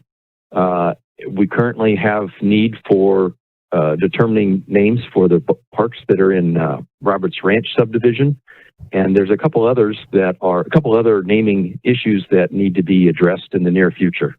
So that can be done. Might just take one evening. It might take multiple evenings, depending upon the will of the commission. Well, it sounds like an absolutely great opportunity for to be a part of something that's going to be lasting in Vacaville's history for a very long time. So thank you for that, Hugh. And it looks like Commissioner Leonard. Thank you, Chair. I, of course, would yield if there is anyone on the commission that would like to serve in this capacity. I would certainly yield to do that. But if no one is able to take that on, I'm also willing to pitch in and help with that as well. Thank you very much for that, Commissioner Leonard, and we appreciate that. Commissioner Lujan. Yes, thank you, Chair McMahon. Is it 2 commissioners that will be serving or just 1? Yes, ma'am. We're looking for 2 commissioners to serve on the facility naming committee. And if I can, I'm sorry, excuse me, Chair McMahon. I just wanted to clarify. Commissioner Lujan is on this committee. We need 3. And that's why we're requesting for 2 appointments this evening. Commissioner Lujan is already on the committee. Thank you, Director. Thank you very much for that, Director Walker. Commissioner Rucker. Yeah, this sounds like fun. I think I will throw my name in the hat if nobody else wants to. Well, thank you very much. I do appreciate that. So it looks like we will appoint Commissioner Leonard and Commissioner Rucker to the Facility Naming Committee. Thank you very much. We appreciate it. At this time, I will open the floor to Commissioners' comments. Commissioner Lujan. No comments really at this time, but I do want to say thank you to just all of Vacaville for uniting this last week, and stay safe, and bless everyone. Thank you. Commissioner Leonard? I just want to thank City Council and the Mayor and my fellow commissioners and city staff for this opportunity to serve the city. Thank you. Commissioner Rutger? Yeah, nothing specifically to report. Just wanted to say thank you so much to staff and the entire Parks and Rec team. You guys have been just doing a phenomenal job of keeping everybody engaged, sending out notifications. Just really proud of the entire team and really happy to be a commissioner. Perfect. Thank you. Commissioner Thompson? Yes, thank you. I am also very happy to be a commissioner and excited for this opportunity that I'm just embarking on. I want to thank the other commissioners for welcoming me to the commission and for city staff for all of the hard work you've been doing over the last couple of weeks. I specifically wanted to thank Melody and Reggie and Socorro for all of their work with the reopening of the sports activities. I know that over the last couple of weeks, they've spent an awful lot of time with the leagues and Zoom meeting with all of the league chairs and other things to allow them to at least have a glimmer of hope of competitive play at some point in the future, and then the presentation again tonight. So I appreciate that and all the work you're doing behind the scenes. It's very welcome and encouraging. Thank you. Thank you for that. Commissioner Vasquez? Yes, definitely want to just echo everybody's comments. I'm very appreciative to be here. I know that it's a privilege to serve as a commissioner with the city of Vacaville, so I'm really excited and hope we all can work together to do some cool things and some exciting things for the city of Vacaville.